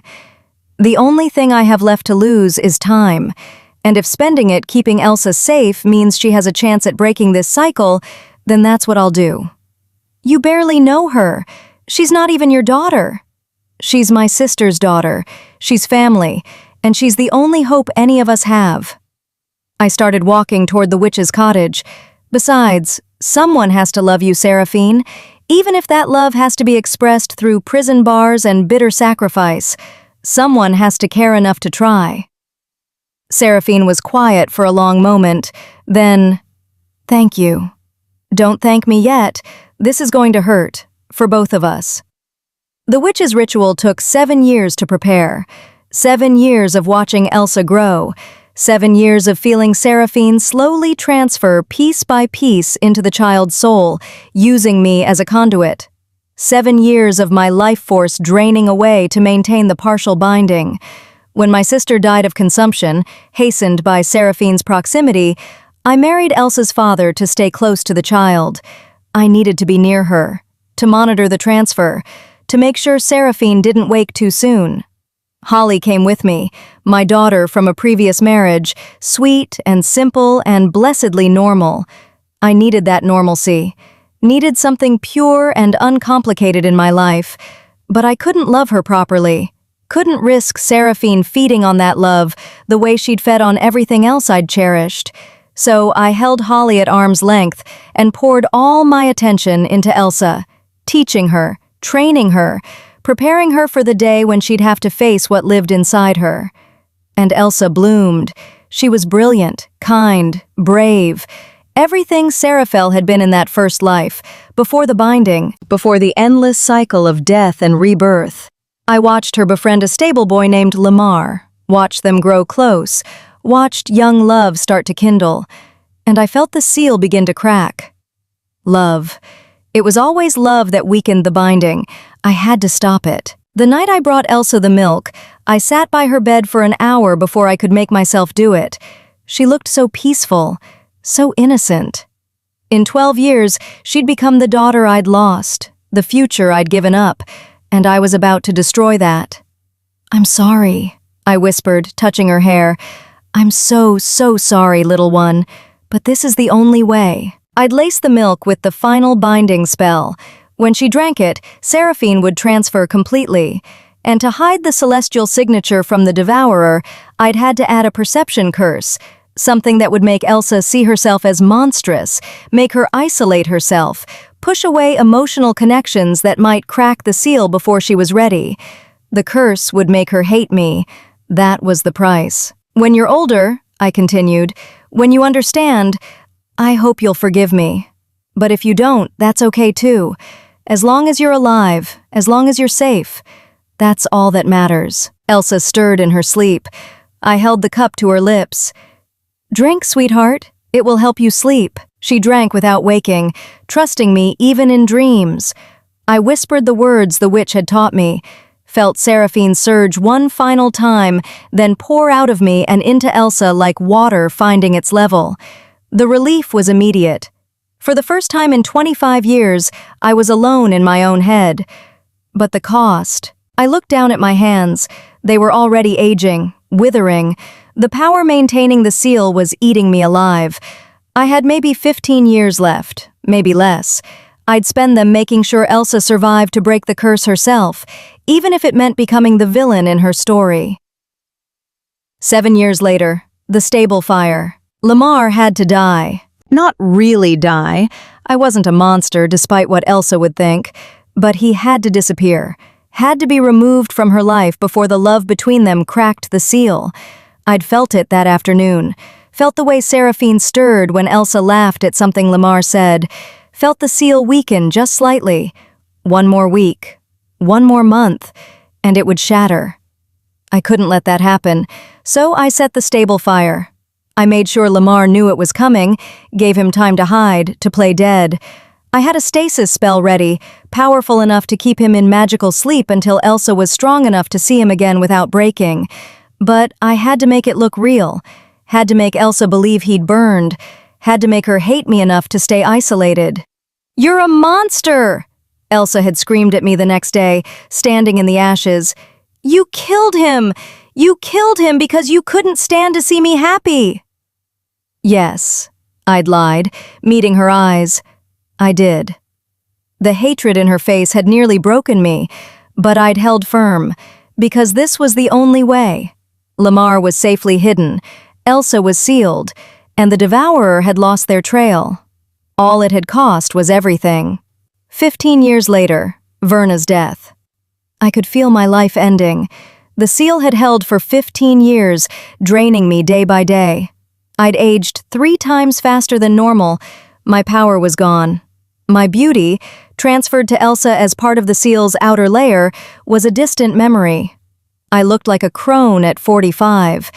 Ferdinand's guards had found me 3 days ago, wandering near his territory. They'd recognized me as the witch who'd killed his mate. Another lie. Another sacrifice. I'd been near his mate when the devourer attacked.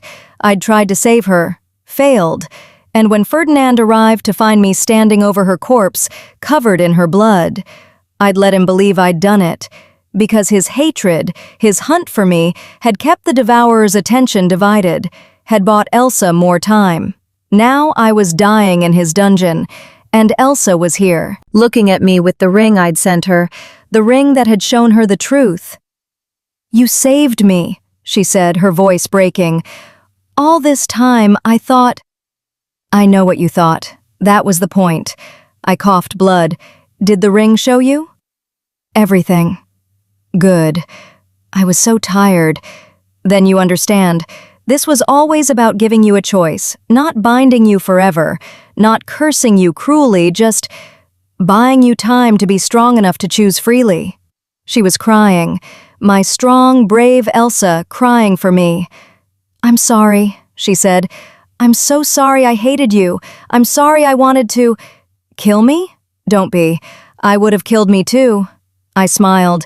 It hurt. Everything hurt. "You have 3 days, Elsa, maybe less. When the seal breaks, Seraphine will be free, and you'll have to decide, fight her or merge with her." "How do I merge?" I told her. About acceptance, about self-love, about becoming whole instead of broken. And then I told her the thing I'd never told anyone. "I was you once," I whispered. "Did you know that? In a life 500 years ago, I was Seraphel, reincarnated, and I failed. I fought Seraphine instead of accepting her, and everyone I loved died." Elsa's eyes went wide. "What?" "The witch who taught me the spell, she was me from an even earlier life. We keep coming back, Elsa. Different faces, different names, but always the same choice, always the same failure." I gripped her hand. "Until now, until you. You're stronger than I was, braver. You've suffered more and survived it. You can do what I couldn't." "What if I fail?" "Then someone else will try in the next life, and the next, until someone finally succeeds." I touched her face one last time. "But I don't think you'll fail, because you've already started doing what I couldn't." "What's that?" "Loving yourself, curse and all, power and all, monster and all." I smiled. "You're almost there, little one, just a little further." My vision was fading. "Verna?" Elsa's voice was distant. "Verna, stay with me, please." "Can't. I'm done. My part is finished." I closed my eyes. "Your turn now. Make it count." The last thing I heard was Elsa screaming my name. The last thing I felt was relief. I'd done it. I'd kept her alive long enough to have a chance. The rest was up to her. I gasped, stumbling away from the golden tree where Rocco's consciousness had shown me Verna's final memories. Not just shown, let me feel them, live them. Every moment of sacrifice, every calculated cruelty, every time she'd chosen to be hated instead of loved because it kept me safe. "She was Seraphel too," I whispered. "She lived this cycle, failed, came back to help me succeed." Solomon appeared at my shoulder. "Now you understand. This isn't just your fight, Elsa, it's everyone's. Every version of you who's tried and failed. Every person who's loved you enough to sacrifice themselves, all of them are counting on you to finally break the pattern." The guard was still bleeding on the floor. Outside, the Devourer's army was attacking. Inside, Seraphine was waking. And I was done running. "How do I merge?" I asked Solomon. "You accept her. Fully. Without reservation. You open yourself to every memory, every life, every failure, and you choose to love yourself anyway." "That's it?" "That's everything." I looked at Ferdinand, at Lamar, at Holly crying in the corner, at all the people who'd loved me despite the curse, despite the danger. "If I do this," I said, "I might not survive. The memories might break me. The power might consume me. I might become exactly what everyone's always feared." "Yes," Solomon said simply, "but if I don't do it, the Devourer wins. Seraphine gets consumed, and everything Verna sacrificed for becomes meaningless." "Also, yes." I closed my eyes. "Seraphine, are you listening?" "Always." "I'm ready. Show me everything, every life, every death, every moment of the last 1,000 years. It will hurt." "I know." Do it anyway. "Why? Why now?" "Because I'm done being afraid of what I am, done hating myself for something I didn't choose, done letting Verna's sacrifice be for nothing." I opened my eyes. "Show me who we were, who we are, who we could be." Seraphine's presence swelled. "Hold on, sister," she whispered. "This is going to be rough." The world exploded into memory, and I began to remember everything. Chapter 9. The Convergence. The memories hit like a tidal wave. First life, 1,000 years ago. I was Seraphel, celestial being of light and truth, dancing among the stars with my twin sister Seraphine. We were perfect mirrors. She was hunger and passion, I was restraint and compassion. Together, we were balanced. Until the war came. The devourer wasn't always a monster. Once it was part of the celestial whole, a necessary darkness that gave meaning to light. But when the war split the celestial realm, the devourer was torn from its purpose and became pure consumption. And it came for Seraphine. "Run!" I screamed at her. "Go, hide!" "Not without you!" The devourer struck. I watched it try to consume Seraphine, watched her light start to dim. I did the only thing I could think of. I merged with her, wrapped myself around her essence, became a cage, a shield, a sanctuary. We fell from the celestial realm together, crashed into the mortal world, and woke up in human flesh. Seraphine was inside me, screaming, starving, trying to feed on my soul to survive. "Stop!" I begged. "Please, sister, stop! You're killing me!" "I'm hungry," she sobbed.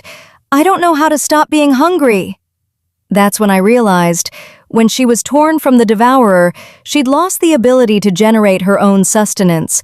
She needed to feed on love to survive, but she didn't know how to do it without consuming. I spent that entire life trying to teach her. I failed. By age 30, I was a husk.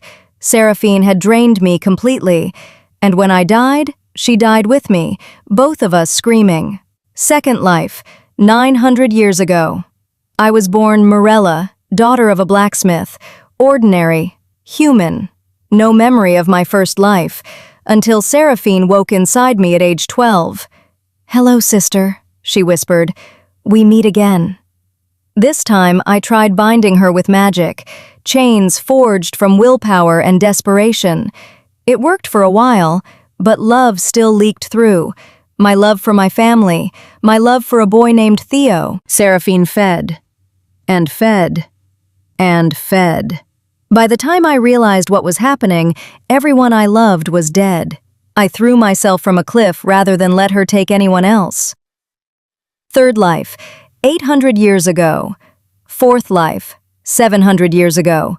Fifth life, 600 years ago. On and on. Different names, different faces, same pattern. Wake with Seraphine inside. Try to contain her. Love someone. Watch them die. Die myself. Some lives I lasted years, others only months. But always, always I tried to save her, because she was my sister. Because I remembered, even when I forgot everything else, that she hadn't chosen this, that she was as much a victim as I was. 23rd life, 500 years ago. I was born Verna. This time I almost succeeded. I learned to create seals, to transfer Seraphine to objects, to other vessels, to buy myself time. I had children, 2 beautiful daughters, and Seraphine killed them. Not on purpose. She was feeding in my sleep, and they were so close, so full of love. I woke to find them empty. That's when I broke. I hunted down every scrap of knowledge about celestial beings, learned that Seraphine could be transferred to a willing vessel, learned that if I could find my own reincarnation in a future life, I could prepare her better. So I made a plan. I would reincarnate, find myself, and teach my next self what I'd learned through 23 lifetimes of failure. I died creating the spell. 24th life, 480 years ago. 25th life, 460 years ago. 26th life, 440 years ago. More lives, more deaths, more failures. But each time I got a little better at controlling Seraphine, a little better at understanding what she needed. 48th life, 20 years ago. I was born Verna again, and this time I remembered. Not everything, but enough. Enough to know I'd tried this before, enough to know I'd failed, enough to be terrified of failing again. When my sister gave birth to Elsa, when I felt Seraphine recognize the soul in that infant as mine, as Seraphel reborn, I knew this was my chance. My last chance. So I became the villain, the stepmother, the witch. I sacrificed everything to give Elsa what I'd never had. Time to be strong before the burden fell on her. And now, current life. Now I was Elsa, standing in Ferdinand's great hall with 1,000 years of memories flooding through me. I remembered every life, every love, every loss. I remembered Lamar, Cadrin, my guardian who died protecting me in the first life and kept reincarnating to try again. I remembered Ferdinand's mate, Celeste, who'd been my daughter in the 7th life, killed by the devourer as a warning to me. I remembered Solomon, my son from the first life, who'd been born before I merged with Seraphine, who'd spent a millennium watching me die over and over. I remembered everything, and through it all, one constant. Seraphine. Trapped. Starving. Trying so hard not to consume me but unable to stop herself because she didn't know how to survive any other way. "I'm sorry," Seraphine was sobbing inside me. "I'm so sorry. I never wanted this. Never wanted you to suffer like this. If I could die and set you free, I would. But I can't. I'm cursed to keep existing, keep hungering, keep destroying everything you love." "It's not your fault," I told her. "You didn't choose to be torn from the devourer. You didn't choose to need love to survive. You didn't choose any of this. Neither did you. But you keep coming back, keep trying to save me. Why? Because you're my sister. Because I love you. Because—" I stopped. That was it. That was the answer. "Because I love you," I said out loud, and the words rang through the hall like a bell. The attacking sounds from outside stopped. Everyone stared at me. "I love you," I repeated, and I felt Seraphine freeze inside me. Not despite what you are, not despite what you've done, but because of it. Because you've spent 1,000 years trying not to hurt me. Because you cry every time someone dies. Because you're not a monster. You're just hungry and alone and you don't know how to ask for what you need. Elsa, I love you, Seraphine. I love you for trying. I love you for struggling. I love you for being imperfect and broken and real. The seal cracked. Not broke, cracked, like ice under spring sun. And I love myself, I continued, my voice strengthening. I love the me who survived 10 years thinking I was cursed. I love the me who planned murder for revenge. I love the me who's died 1,000 times trying to do the impossible. I love all of it, the light and the dark, the strength and the weakness, the human and the celestial. The seal shattered. Seraphine poured free, not as a separate entity, but as part of me, merging, integrating. I felt her hunger become my hunger, her loneliness become my loneliness, her love become my love, and I felt myself become more than human, more than celestial, both, and neither, and something entirely new. My body began to change. Light poured from my skin. My eyes shifted between brown and silver. Markings appeared on my arms, constellations, patterns that looked like they'd been written in starlight, and I felt whole. For the first time in 1,000 years, I felt complete. "Thank you," Seraphine whispered, but it wasn't her voice separate from mine anymore. It was our voice, unified. "Thank you for loving me. Thank you for never giving up on us." The doors exploded inward. The devourer filled the entryway, massive and terrible, its form shifting between shadow and void.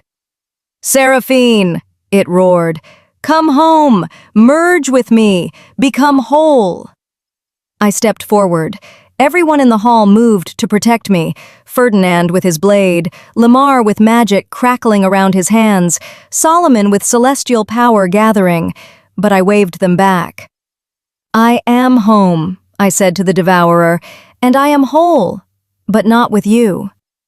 You were mine, part of me, torn away during the war. We were part of the same whole," I agreed, "but we're not meant to merge back together, because you've become consumption without purpose, and Seraphine has become love without sustenance. Together, you'd be balanced but destructive. You'd consume everything until nothing remained.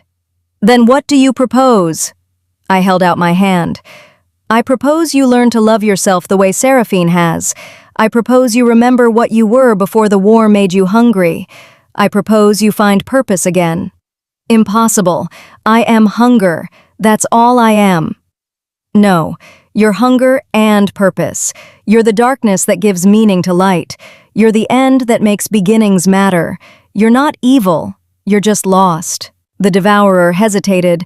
Around it, the army it had brought, possessed corpses, shadow creatures, manifestations of its hunger, began to waver.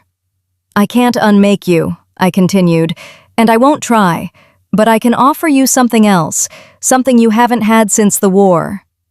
What? A choice. You can keep hunting Seraphine, keep trying to consume her to fill the void inside you. It won't work, it never has, it never will. Or, I stepped closer, you can let me teach you what Seraphine learned, how to exist without consuming, how to love yourself instead of feeding on others. Why would you help me? I've killed everyone you loved across 1,000 years. I know, and I hate you for it. I felt tears on my cheeks. But I also understand you, because Seraphine was you once, and I saved her by accepting her. Maybe I can save you the same way. Silence. The devourer's form shimmered, and for just a moment I saw what it had been before the war. Beautiful. Terrible. Necessary. What if I can't change? It whispered. Then I'll stop you, permanently. But at least you'll have had the chance. More silence. Then, very well, show me. I felt Seraphine's joy flood through me. Sister, she breathed. Our other sister, finally coming home. I reached out to the devourer with the full power of my merged self, not to fight, not to contain, to teach. I showed it Verna's memories, showed it what love looked like when it was expressed through sacrifice, through choosing to be hated so someone else could live. I showed it Lamar's memories, love expressed through loyalty, through dying and being reborn just to protect someone across lifetimes. I showed it Ferdinand's memories, love expressed through grief, through fighting even when everything was lost, because giving up meant the person you loved died for nothing. I showed it my own memories, 1,000 years of choosing to try again, to love again, to believe that this time, maybe this time, it would work. The devourer began to weep. Not tears, it had no eyes, but its form shuddered with sobs that shook the castle. I forgot, it said. I forgot what it was like to feel anything but hunger. I know, but you can remember. You can be more than this. How? By forgiving yourself, by accepting that you became a monster not because you chose to, but because you were broken and alone and didn't know how to heal. I held out both hands now. By letting us help you. The devourer's form began to shrink, condense, change, and standing before me was a figure I recognized from the very first memory, from before the war, before the split, before everything went wrong. Tall, neither male nor female, eyes like the void between stars. Beautiful in a way that hurt to comprehend. I am Devora, it said in a voice like distant thunder. And I don't know how to be anything but hungry. Then we'll learn together, I said. I took its hand. The moment we touched, I felt the final piece click into place. Seraphine, Devora, Seraphel. 3 parts of an original whole, finally reunited not through force, but through choice. The hunger didn't disappear. Hunger is necessary. Hunger keeps us alive. But it changed, became directed, purposeful, no longer consuming everything but nourishing selectively. The castle shook. The golden tree, Rocco, began to glow. And outside, dawn broke. True dawn. Natural sunlight pouring through the suddenly open roof that the battle had torn apart. The light touched Rocco's leaves. The tree shimmered, and where it had stood, a man appeared. Tall, elegant, fey beautiful. Free, Rocco breathed. Finally free. Ferdinand fell to his knees. The bargain. It's broken. Because its conditions were met. Rocco looked at me. Althera, sunlight, touched my leaves. The curse is ended. I looked around at the faces staring at me in wonder and fear. Lamar, who'd loved me for 1,000 years. Ferdinand, who'd dared to hope again. Solomon, who'd waited lifetimes to see me succeed. Holly, who'd been caught in the middle of forces she'd barely understood. Rocco, who'd been prisoner to a bargain older than memory. And Devora, standing beside me, learning to be something other than hunger. "What happens now?" Lamar asked quietly. I looked down at my hands, still human enough to touch, still celestial enough to change reality. "Now," I said, "we figure out how to live with what we've become, how to use this power without consuming, how to be whole without being destructive." "And if you can't?" Ferdinand asked. I met his storm-gray eyes. "Then you do what you promised. You stop me. Because I'd rather die fighting to be better than live as a monster." He stood, crossed to me, and took my hand. "Then I'll fight beside you, for as long as it takes." "Your curse is broken." He smiled, real warmth in it for the first time. "You're not fully mortal anymore. The curse only kills mortals I love. You're beyond its reach." Lucky me. Lucky us both.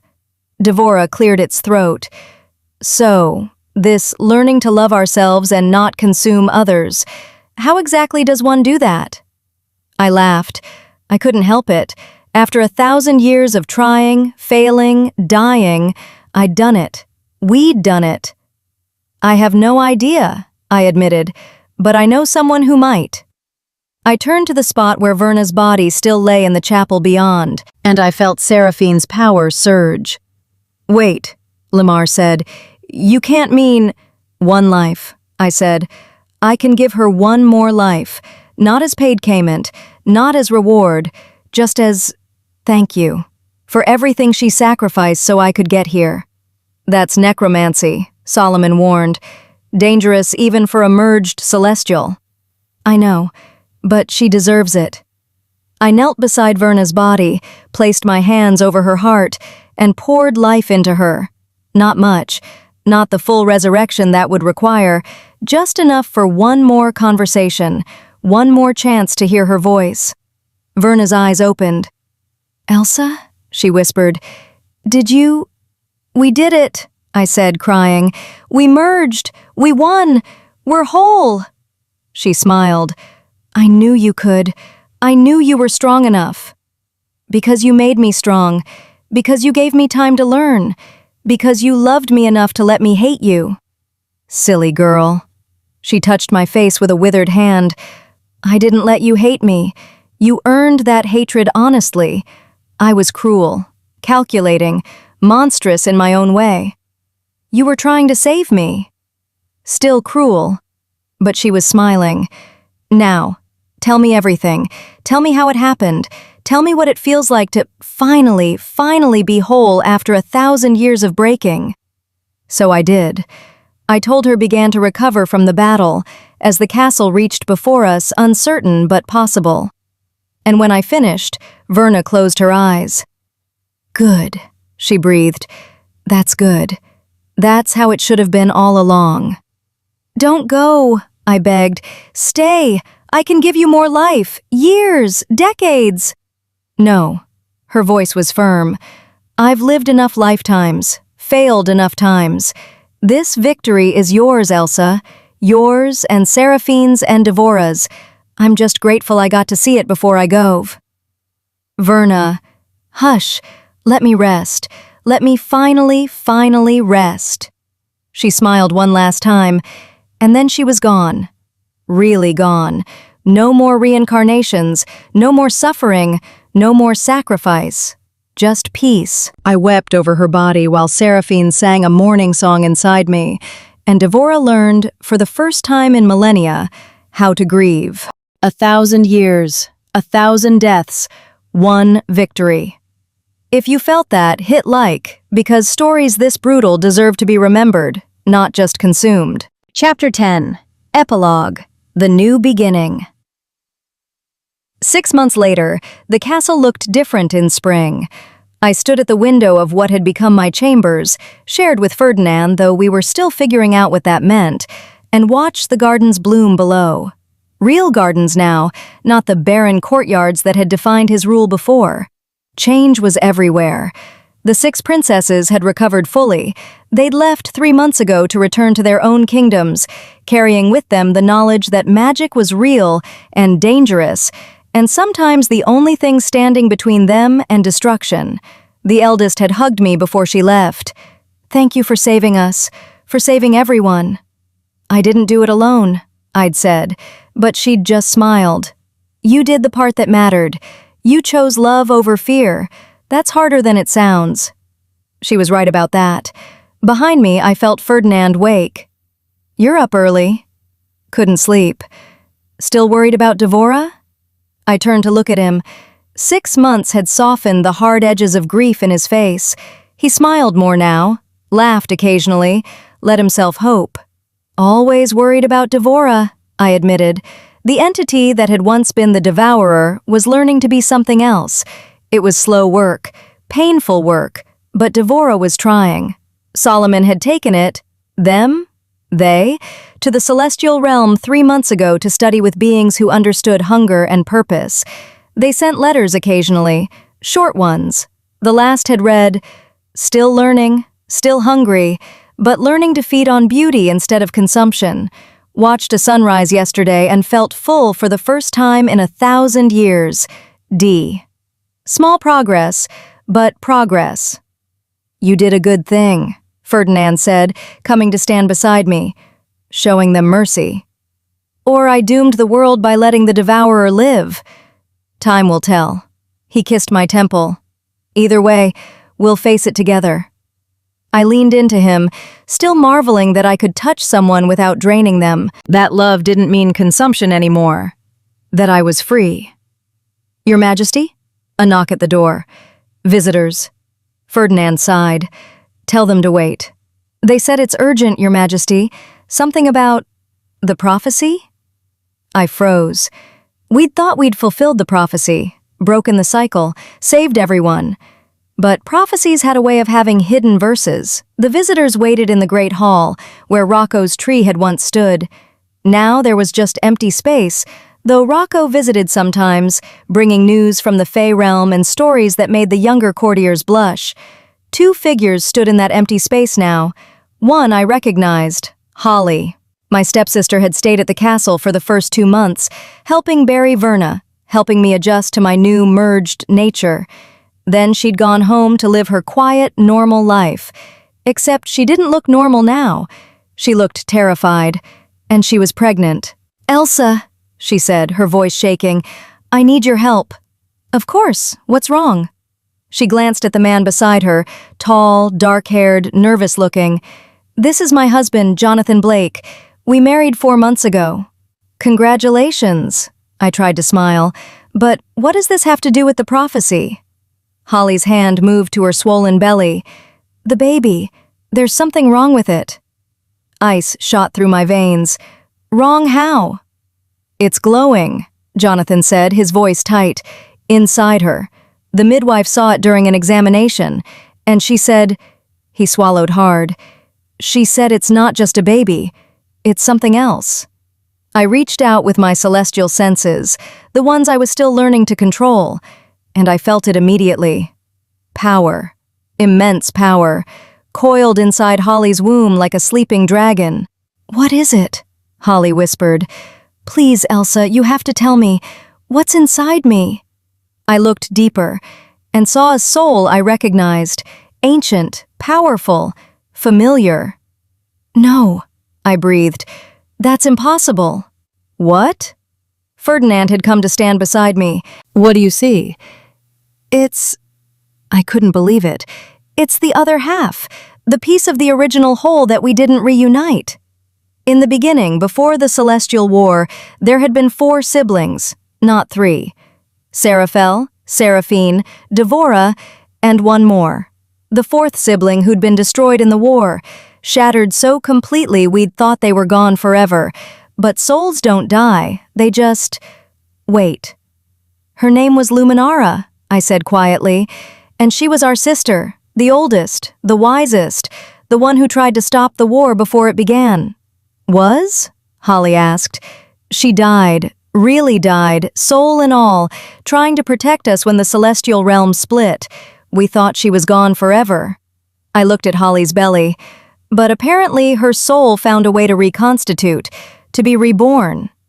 Why now? Ferdinand demanded. Why in Holly? That's when I saw it. The pattern. Holly was Verna's daughter. Verna was my aunt. My mother was Verna's sister. Bloodline. Always bloodline. Because Holly is family, I said, and Luminara's soul was waiting for the right vessel, someone with our blood, someone connected to the merger. I met Holly's frightened eyes. Your daughter is going to be born with the power of a celestial being, and when she grows up... I stopped, because I'd just seen the rest of the prophecy, the verse that had been hidden, the one we'd never known about. When sisters reunite as one, the eldest's work is finally done. But beware the child of moon and sun, for the real war has just begun. Moon and sun. Holly's child would be born during a solar eclipse. The midwife had said so. Child of moon and sun.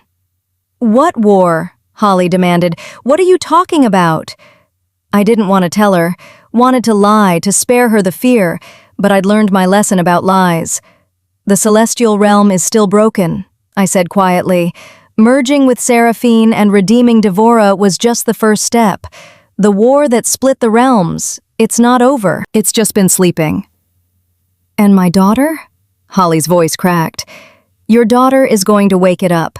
Not on purpose, just by existing.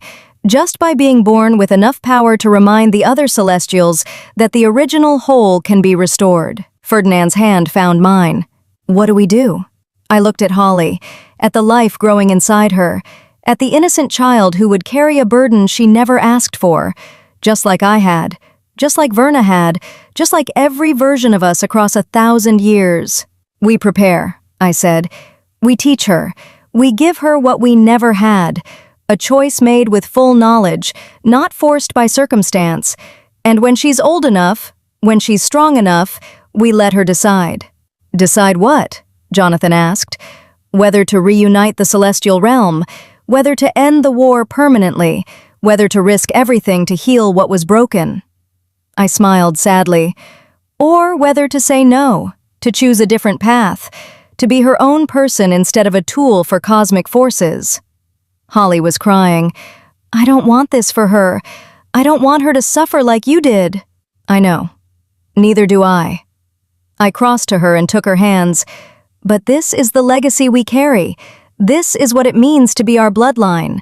We're the bridges between mortal and celestial, the ones who get to choose whether to heal or to fight, whether to merge or to resist.